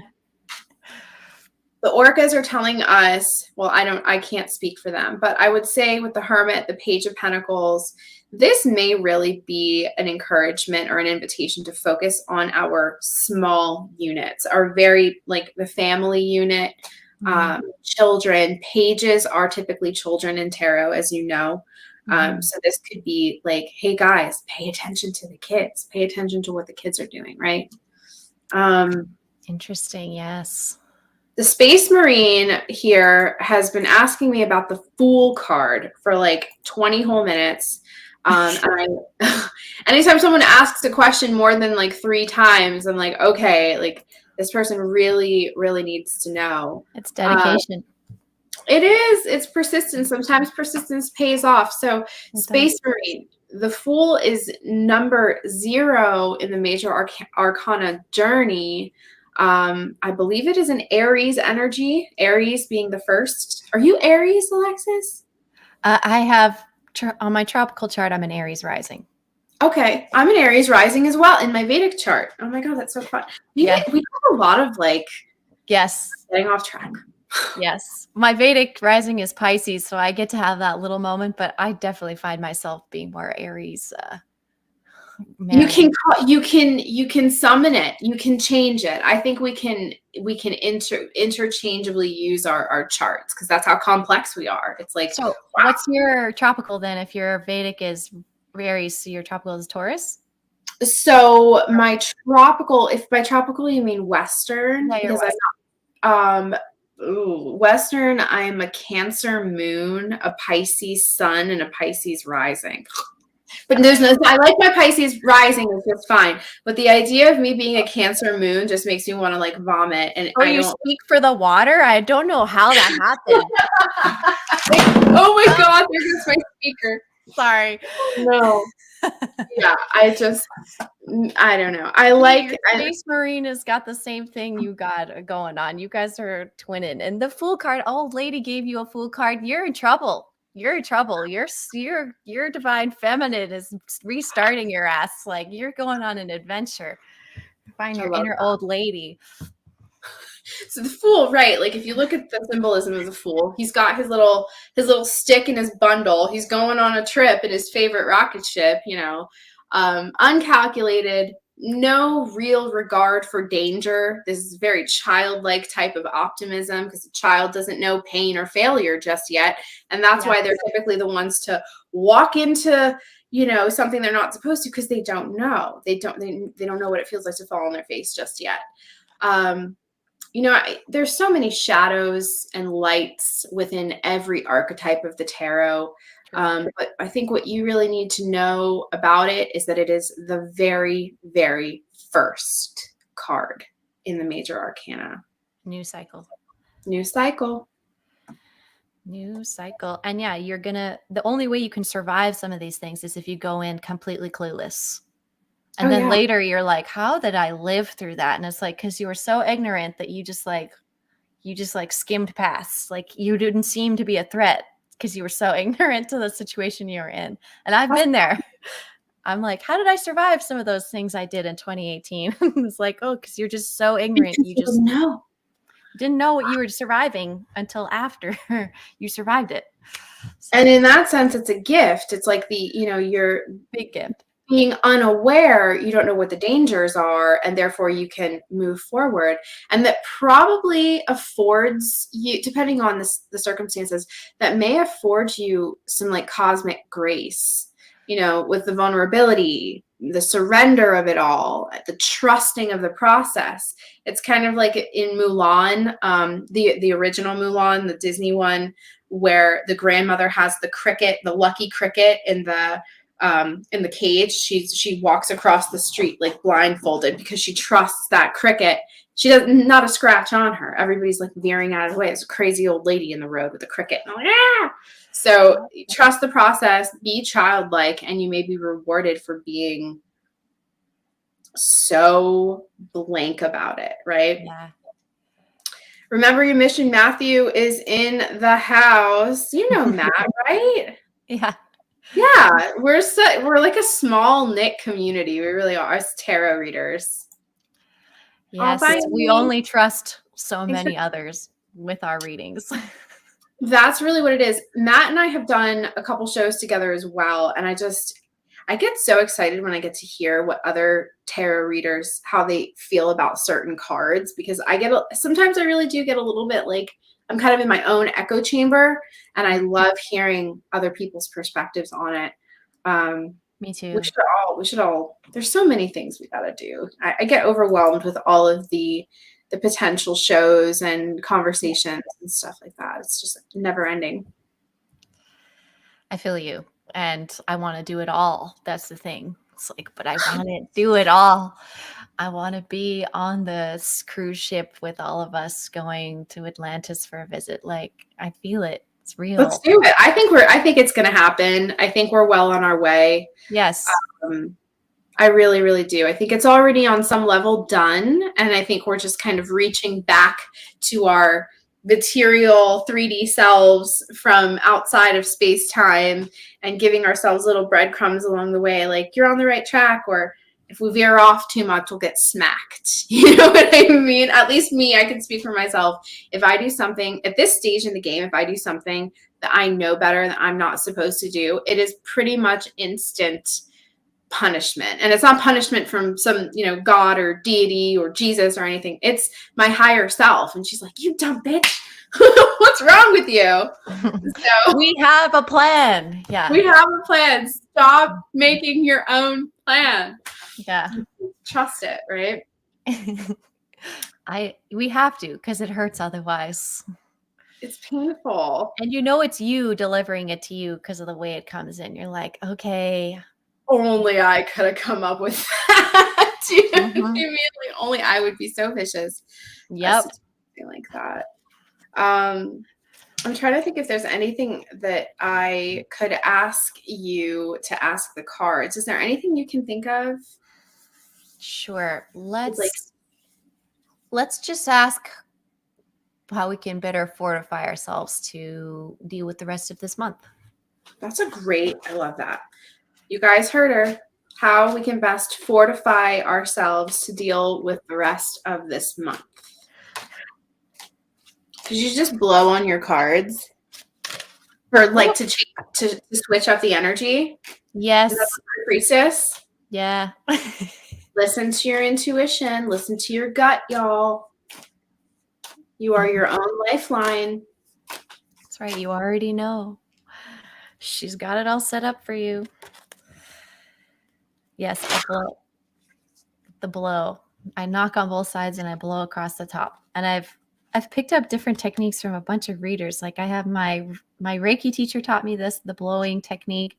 And then I know part of the technique of the invocation comes from the Law of One book, but also from the way that Matthew actually says his invocation. I was like, yeah, that's the way I like it. And then I've taken that and I've twisted it my own way over the years. And now I knock and bang and do all this extra stuff. And it just moves the stuck energy, and it lets the deck know that you're moving on to something else, and you can kind of like recalibrate it, right?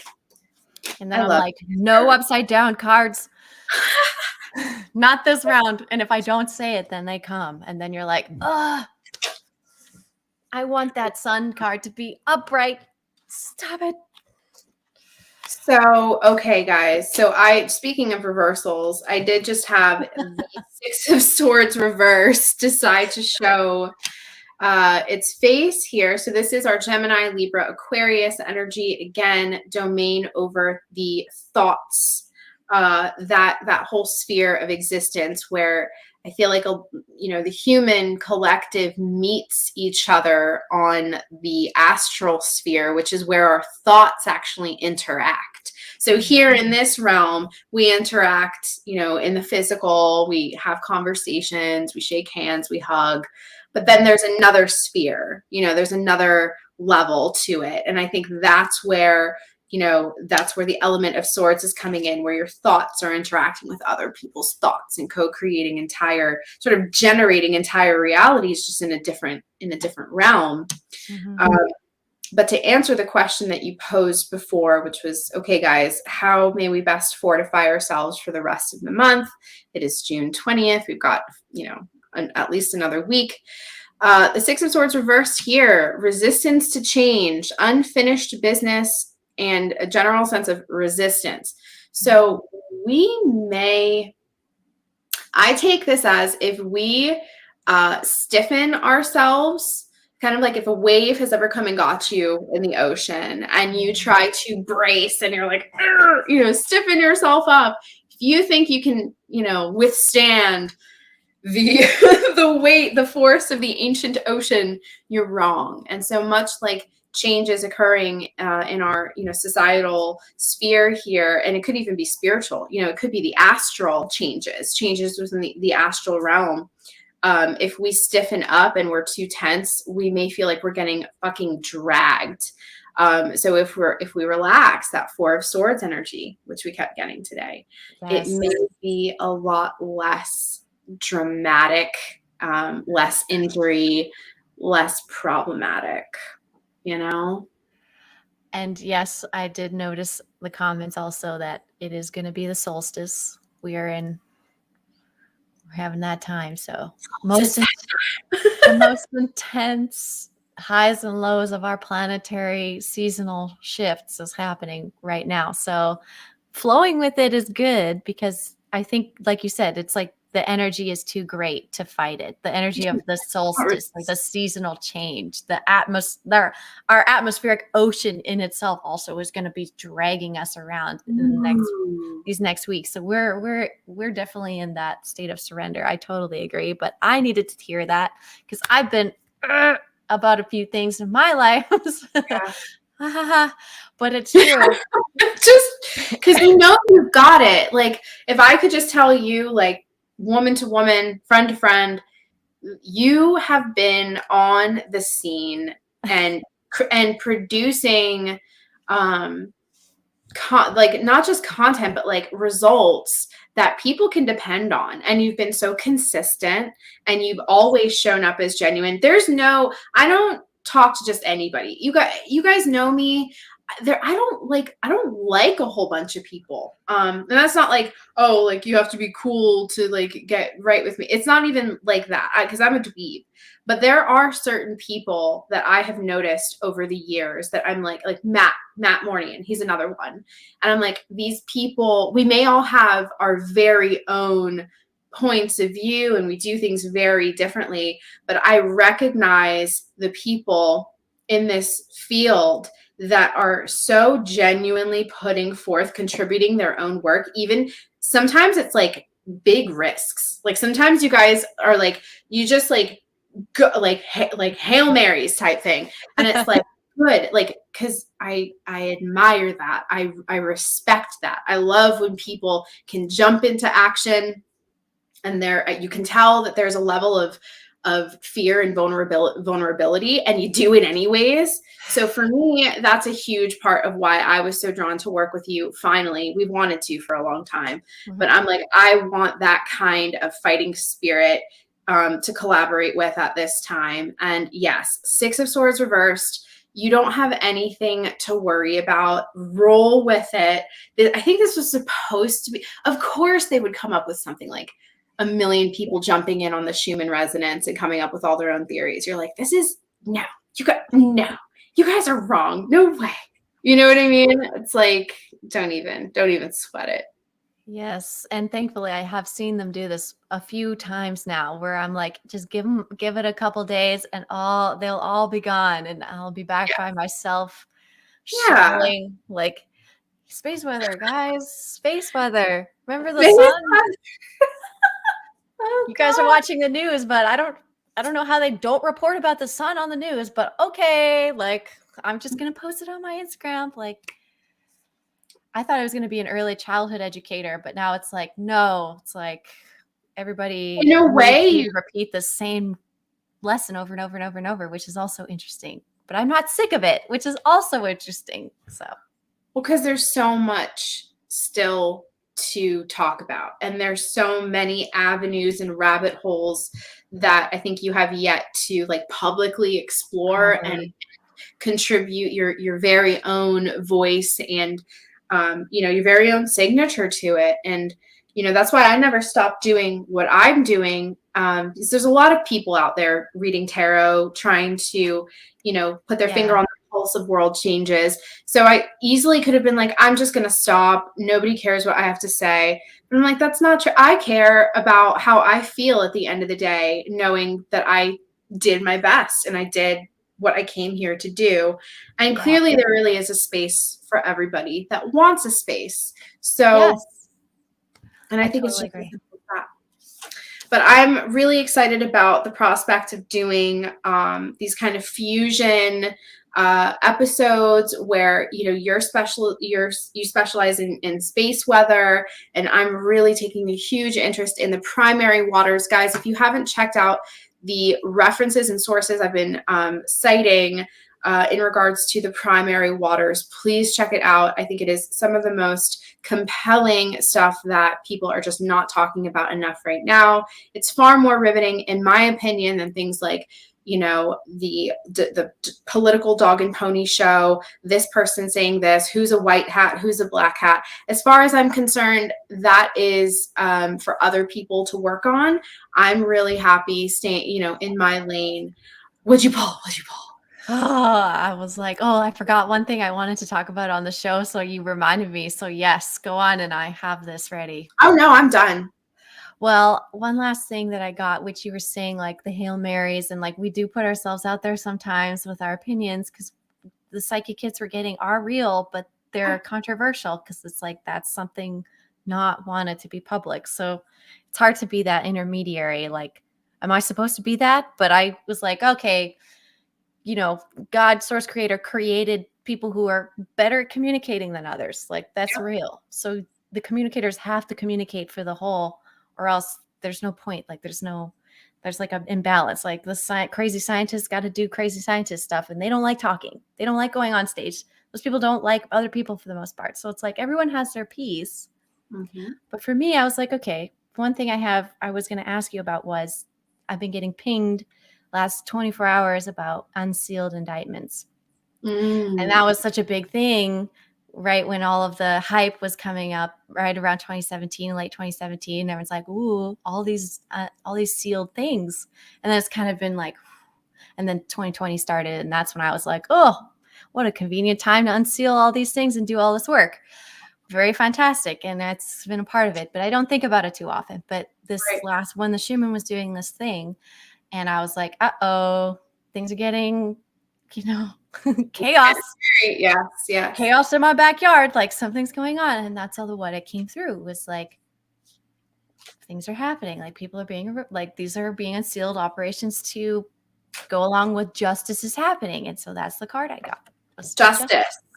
Oh, thank the gods. I was like, okay, so, and there is some public arrests or charges being put out on the Twitter, blah, blah, blah, universe and the news and all that today. So just keep your eyes on that. Any CEOs stepping down, any companies being sold. Seems like that was another portion of time where that was kind of like a heavy run, it seemed like. So that was what I was getting. And then other people are like, the Galactic Federation is starting over our planet into the blah, blah, blah dimension. And I was like, okay. That's wonderful. All I was seeing was envelopes, black envelopes opening. And I was like, uh-oh, I know what that means. So that's the message I got. Justice, you know, being born the Libra here really that's the focus, is like the justice is the focus.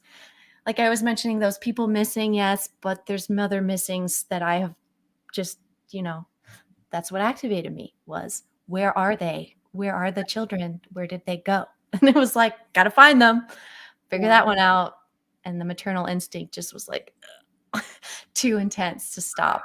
And those things and themes still are a major part of what are underlying, like what I do. It's like those things aren't on the front end of stuff all the time, so I don't have a reason to talk about it. But in meditation, that's constantly what I'm thinking about. It's like, always what it is, right? Yeah, where are the kids? Where are my kids?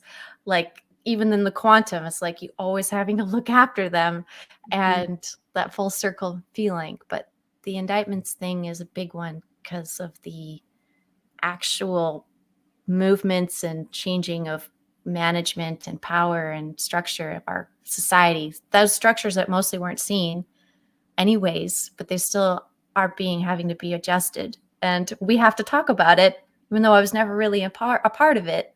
I was born into it, but we're watching it. Like we're on the sidelines watching our own planet get restructured. And it's kind of a odd feeling, but if I want to help, I want to help. I mean, just from my perspective, Alexis, I'd say you're not on the sidelines at all. It may feel that way, you know, but I see you as someone who's very much in the game, very much in it, working. I just see you as, you know, you're a working nun, but you're not really a nun. You've got remnants from nun lifetimes. Oh my God. So, but it's good news. It is good news. You know, justice, geez, like The justice card is like, if you did something wrong and the justice card comes up, be afraid. If you are in the right and the justice card comes up, this is relief. This is some kind of, and you'll know. and you'll know, because it's the heart chakra as well. So like all the major arcana have correlations to certain body parts and chakra points, and it's very, very involved, very in depth. But the heart chakra has domain, or the justice card has domain over the heart chakra, which has a lot to do with. Oh, I actually didn't know that. Yeah, and that's why it's so justice and law. When people are perceiving with the heart and not the brain or the eyes, that's the truth. The heart is the truth. It cuts to the core of it, and that's true justice. But to your point about the children and the missing children, like, I'm with you. That is where I'm brought back every single time that I allow myself to like go idle or think about, why am I doing this? What is the point? And for me, like, kind of maybe similar to you, I was born into it as well. I couldn't have avoided this or escaped this path if I wanted to, at least not without dire consequences.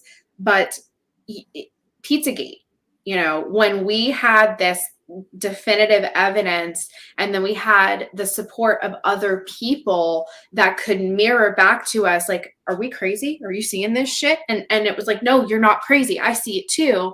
I think that was a turning point for our collective. There was no returning to a pre-Pizzagate world any longer. And I think, but maybe, the sealed indictments, metaphorically speaking, could be synonymous with the idea of the uncovering, the unsealing of these secrets. Mm-hmm. And maybe if we get into the Ocean Gate stuff more, and we have, say, there's, new information that comes out, it could be kind of like a slow drip process into understanding how they can manipulate the fabric here to where they can shuffle commodities, including human beings, on and off planet, which is it is a clue. It is a path to understanding where the missing children have gone, because they could be utilizing that same technology the world over to move these people around. But justice, please. We could use some justice, certainly. And it's great too, like the desire to want to find them. You do find them, and I feel like I have found them, but you're like you said, they were shuffled off, and they are not on the planet, but they are hanging out. And I swear, I feel it's like sometimes they're coming in, sometimes they're being dropped off, sometimes they're being taken out. It's like, and I have read about like the children are at a frequency or vibration that it's not resonant with us right now. So it's like they're kind of being held mm-hmm. in their own chill energy while we're like trying to catch up to them, which I have seen.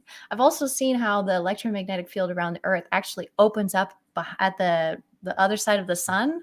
I have watched it on the charts just like open, and it's like you can tell it's almost like a pathway opens for stuff portal. to get out. Portal? Yeah, it's like it makes sense, like the opposite side of the sun, so the solar wind's hitting us, and then on the opposite side would be the easiest exit point of the atmosphere, the least disturbed area. But I will see on the charts like it just opens up like all the way, and you're like, how? Like, but now we know, like, they're doing the conferences and talking about the big tech in Antarctica and what it's capable of. It's like we really, even just this year, got caught up to that a little bit. Like, hey, this thing is there. It can happen. And I feel like I'm watching it happen.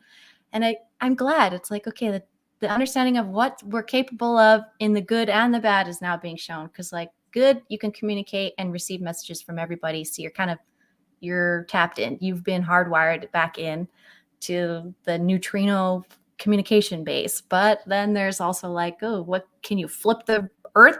Like, can you just explode us with that thing? And it's kind of like, yeah, I think so. That is also possible. So we're already living in that world with these extreme technologies, but the benevolence is here. It's like, we're still alive. We're still able to talk about it. Doesn't that indicate just the fact that they have this technology and the beings that we're dealing with, at least the ones that are responsible for the trafficking, that they're so evil that they would just like, what stops them, right? Well, the Justice card is a prime example of balances, a universe of checks and balances where some things were only going to be allowed to go so far before universal law and order, which is way bigger than the agenda of any ancient death cult. They may be powerful here. They may have reigned supreme technologically and with their knowledge and all of their resources for many, many eons on planet Earth, but they are not the end all be all. And the Justice card is really, I think, here to remind us that there is a hierarchy and they're not as high and mighty as they think that they are, because God's watching. Yes, everything is being watched. It really is. I've always been very like, I don't know about you. Ever since I was little, I've always felt like I was being, not even a bad thing, but kind of like there are certain things I wouldn't even like. I'm like, oh God. I kind of imagine like a great grandmother or great grandfather. It's like, would you do that if they were right there? It's like the answer is hell no. You know what I mean? But I've always felt like I've just been monitored by hyper intelligences and yes, by a hand very close by. Yeah, just keeping you in the boundaries. I've been feeling the same way, just like, I don't even know how you're getting away with doing that, but I'm definitely not going to try because not worth it. It's not worth it, right? And we've probably had lifetimes where we've explored what it means to fall very far from grace and from the balance. And it's like, that's not what this lifetime is about. And I was just talking to somebody about how, like, even, in this incarnation, even my pitfalls, like some of our hardships, they seem to be like very concentrated, short term, like almost like short stories, and like they come and they go really fast, because like, oh, we did that, we had a whole lifetime where we did the codependency thing, we had a whole lifetime where we did that other thing, so we're gonna just like give you a super concentrated version of this storyline for about 3 to 6 months, then you can move on to something else, because this lifetime is like I think for all of us, because of this cycle that we're in the middle of right now, it's like a fast track version. Like, get up to speed, hurry the hell up, get up to speed, get ready to meet a version of yourself from the future. And I know that sounds really wild, but I believe that this whole time we have been in a type of loop, almost like a consciousness loop of information, like a data loop from like a future version of ourselves, like from the ideal timeline that we choose collectively, working together to feed information back to our like now selves. This is those breadcrumbs we're talking about. And then if we fuck up, they're like, you idiot. You're ruining everything. And you're like, I really thought I knew what I was doing. And then some sort of solution to slap you back that makes no sense, but somehow makes sense, works. And you're like, how did that work to convince me to shift my mind? Like, I've been getting that lately. Like, how did I, like, because your future self already did it. Your future self already freaking did it.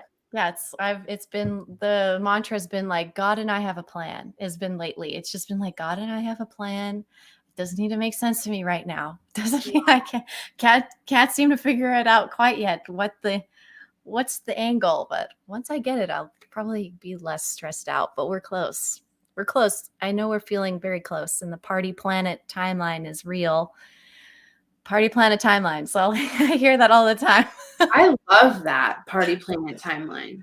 Yes. I'm all about that. I came up with the fast information timeline and the slow information timeline. So the anagrams are fit and sit.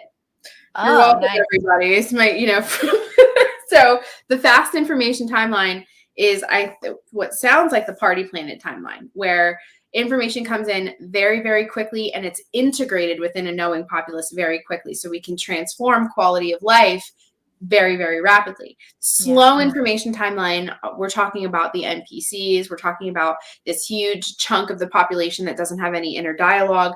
And they are simply, they're like, it's like, I call it the tugboat. And it's like their consciousness can be like tugged by AI technology in any direction that it chooses to go. And that's the slow information timeline.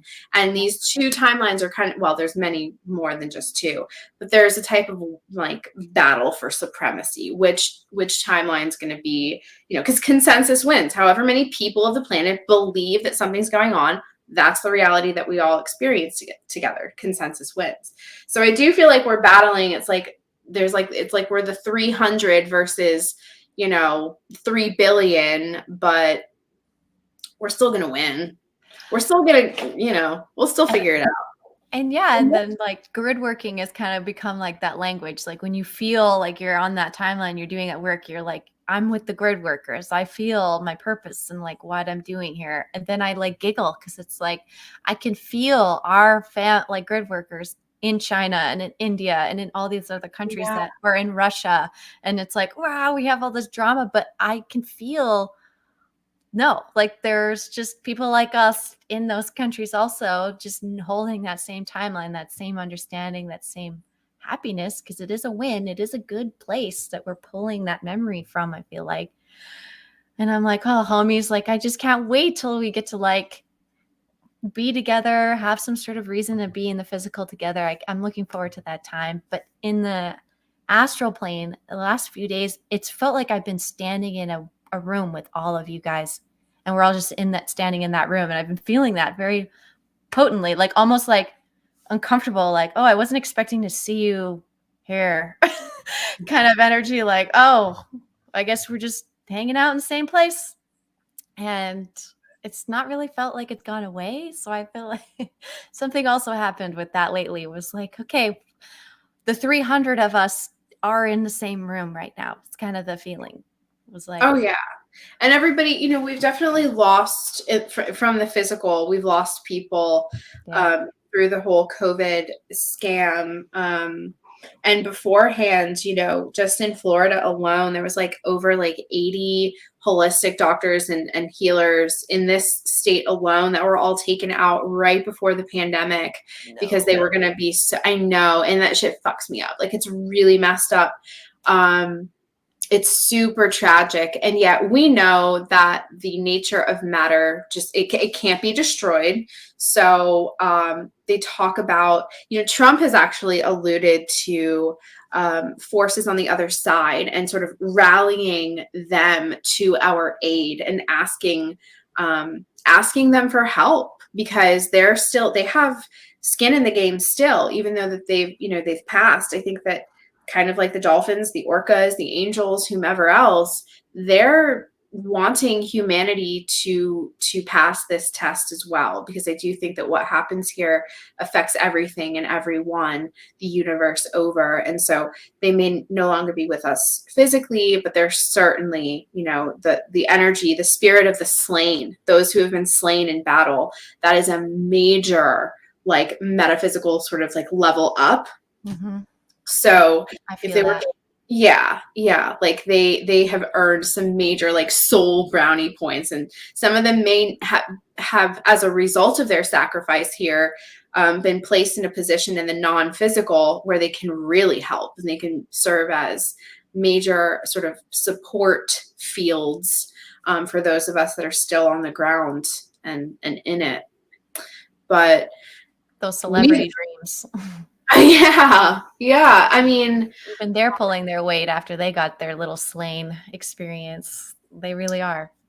What do you think of the idea of like an Elysium type of situation where folks that we think are dead are not really dead, but they've been placed into, they've sort of been selected to live or exist in a type of Elysium place where they have the free technology, they have the healing, they have all that stuff. I've always been really like interested in that. Like, do they go to Antarctica and like now they can, because they played their part so well on Earth, now this is like their reward? Whew. I have answers for you. Oh yeah, do you? Because I've got nothing but questions when it comes to that. It's just yeah. Oh yeah, it's a tricky one. Well, I want to say that they do not spend money to house anybody. They definitely didn't spend any money to put anywhere special. But those who were really awful, they had their moment. But for the most part, everybody was a snack, is what I get for the most part. And they let everybody make one album, one movie, and then there's a feast. And that's what I've seen over and over. And they're doing it to themselves. It's like, look how fantastic I am, and I have a great specimen. And those beings are like, yes, very good, thank you. And then they're like, thank you for your beautiful energy. And we're going to now just copy you and use you as like a little avatar, whatever, because they're integrating the goggles and whatever, which I saw the advertisement for Apple, and it was just like my energy body and like everything was just kind of like, and this is the end for this, like no more buying Apple products for you. And I was like, okay, like that's the end. It was like, yep, that was the end. So that's how I got the signal, was like, that was their last hurrah. That's the last attempt and this was kind of like the last technological attempt to like scoop people. Right. To get that transhumanism trap. Holy crap. Wow. It's the same thing with like the vaccination too. It's one of those. It's like, which direction are you going to be going? Yeah, and that's the end of it. That's it. Like, but you do get to choose. Like the element of choice is still very much there. Mm-hmm. Wow. But it was like, keep your hand held, because that was the message. It was just like, hold on to that. You're not going to want anything else. And I was like, oh, great. Shoot. But I've been watching Apple since they started giving us the screens, or like even the iPods. It was like, that's when I got turned on technologically. It was like, watch this company. And I was like, okay, sick. And then I did papers about how they were influencing children, and like basically as if heroin and like harvesting their sexual energy and all that in a university. And I did a huge paper and presentation about it. And I like got the craziest fluoride stares and panic from these students, and they didn't know what to ask me. And even the professor didn't know. And I was like, it's right here. Heroin. It's heroin. They're like, oh, we're going to ignore that. And I got like a C, and it was so funny, but it was, for me, I'd never spoken in front of people. And I was like, we need to save people from this technology. Oh my God. Don't let your kids have this in private, like only until they're 18 years old, or else they're literally convicting, like they're even putting themselves in criminal states. Like if you're viewing any underage people online, you then can be tried as a criminal. Like, you're being tricked into viewing underage people and all this stuff. And that was fresh when everyone just had an iPod Touch for the first time. And it was like, oh shit. Right. This is dangerous. We're living in the aftermath of that now. And we're having people with like major, even erectile dysfunction issues. Like there's problems on a psychological level because they've been depleted. Like their brain chemicals got fully depleted. And it was a full-blown attack on our youth, like with this tech and stuff. Like it was awful, but I'm smiling because it's like, we're already so past it. We survived, but now they're like putting it on your face. And in the commercial, the wording and the verbiage they used was all about like, you can touch it in real life and feel it. And it was like, you know, how in the direction you could easily take it. Yeah. Oh yeah. So it was all that. It was all underlying in the commercial. I waited for it and it was all there. I watched the live stream and I was just standing there like, oh no, this is really real. Like there's no stepping in for this one. Like they're putting it all out there, and there's no angelic hook on this one. Like, right. No, there's no way to justify this. If you're looking at it, you know, completely objectively. Interesting. I'm sure people have mentioned this before, but the Apple product, you know, the apple in the garden, and it's like, don't bite the apple. We gave you one rule, one thing, don't bite the apple.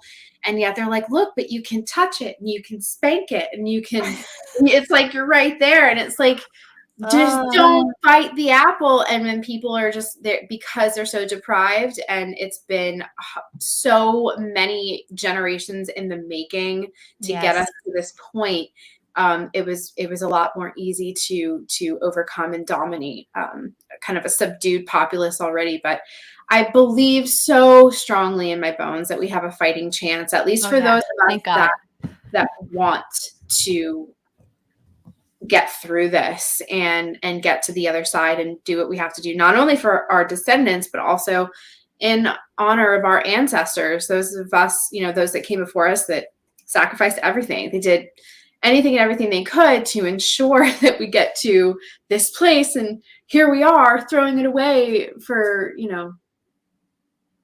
I don't know, interactive porn. Yeah. Like, come on. It's really, and the real thing is so much cooler, and that's probably a topic for another day, but real awakened, conscious sex and intimacy is just so much more potent and creative. And it's just really sad when you see people are biting that apple. They're chomping that apple. They're eating the core and the seeds and everything. They're just like laid out in the streets, totally high and depleted. But I want to buy a new phone, and because even turning it on and you turn it on and it's that little apple, I'm just like, oh, every time. Yeah, it's like really a sigil. Bugging me. Yeah. So it's like a sigil.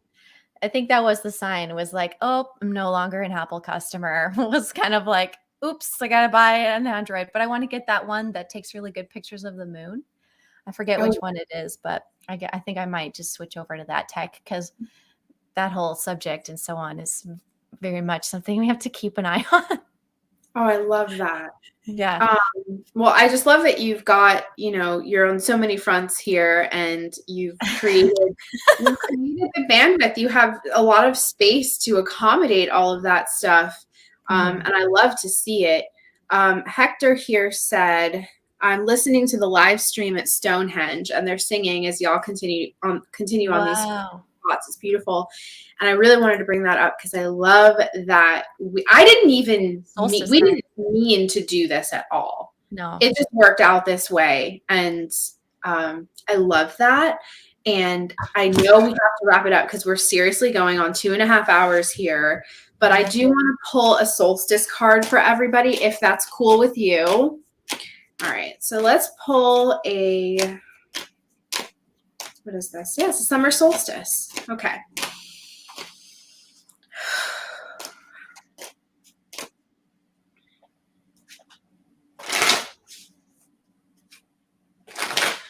What would the sun have us know? I'm just going to ask that. I felt guided to ask what the sun wants us to know. Okay. 6 of Cups.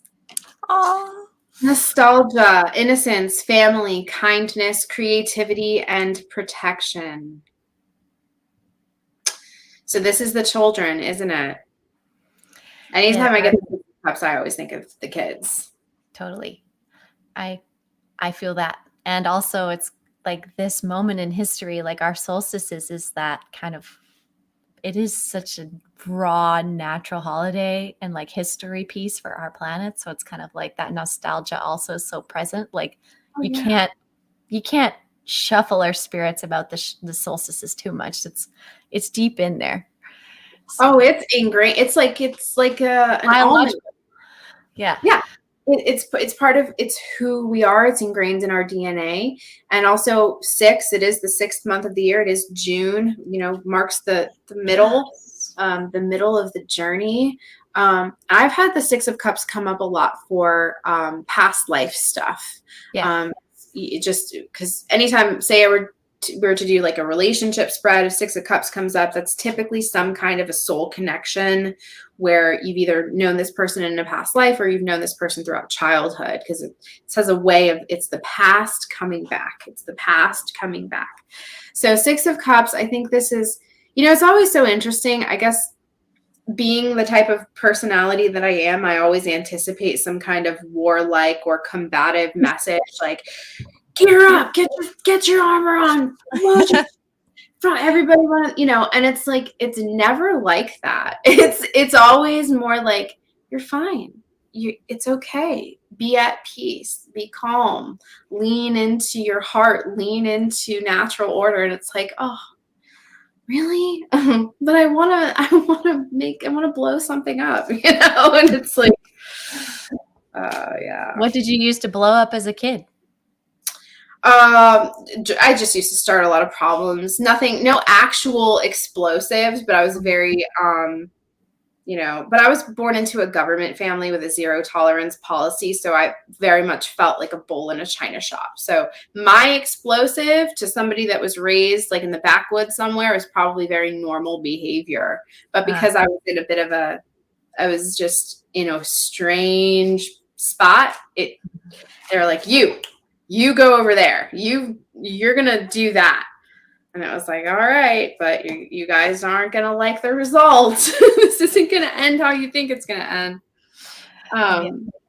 They aren't going to like you there. You're not going to like this. And I'm not going to like it either. But can we arrange to do this again sometime soon? Mm-hmm. Yeah, I'm down. I got next Tuesday is open for me, so. Yay! Well, you guys heard it. We're probably going to do this again next Tuesday. If this time works for Alexis, this time works for me. And I'll make sure that we promote it and give everybody an opportunity to open up the time. You can listen to it on your phone, but not your Apple device. Yeah, shoot. Everybody's got something. I don't know. Up in a full-blown boycott real casually in the video, but real casual, no big deal. But thank you so much for spending this time with me and with this awesome group that we had here today. I'm really excited with the turnout, and the time just flew by. Is there anything that you want to say in closing? I love you. I loved this. I love everybody who gives us the opportunity to do fun things like this. I love Tarot Tuesdays. I love the timeline we're on. And shoot, I love all the nice things you said about me also. You really gave an opportunity to give me some compliments in there. And I just want to thank you. Like, I felt your love. Like, goodness, thank you. So, you're so welcome. I'll do this again if you want to give me more compliments. For sure. I give credit where credit is due, because I feel like there isn't enough recognition for people that answer the call. I love passing up people. I'm like, you're the best. You're the best. We love you. Don't fucking stop. I'm a big hype girl. I'm also a girl's girl. I really enjoy being around women. I'm not the type to be like, I like women. I grew up in situations where I was always getting sent to all girl programs, all girls schools.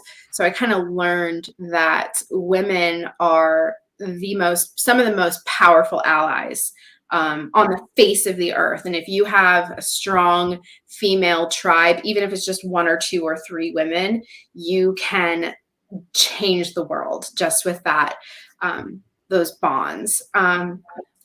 So thank you again for being here. And I can't wait to do this again. Who knows where we're going to go with it, what's going to come up. Thank you to everybody in the chat that came and hung out with us today.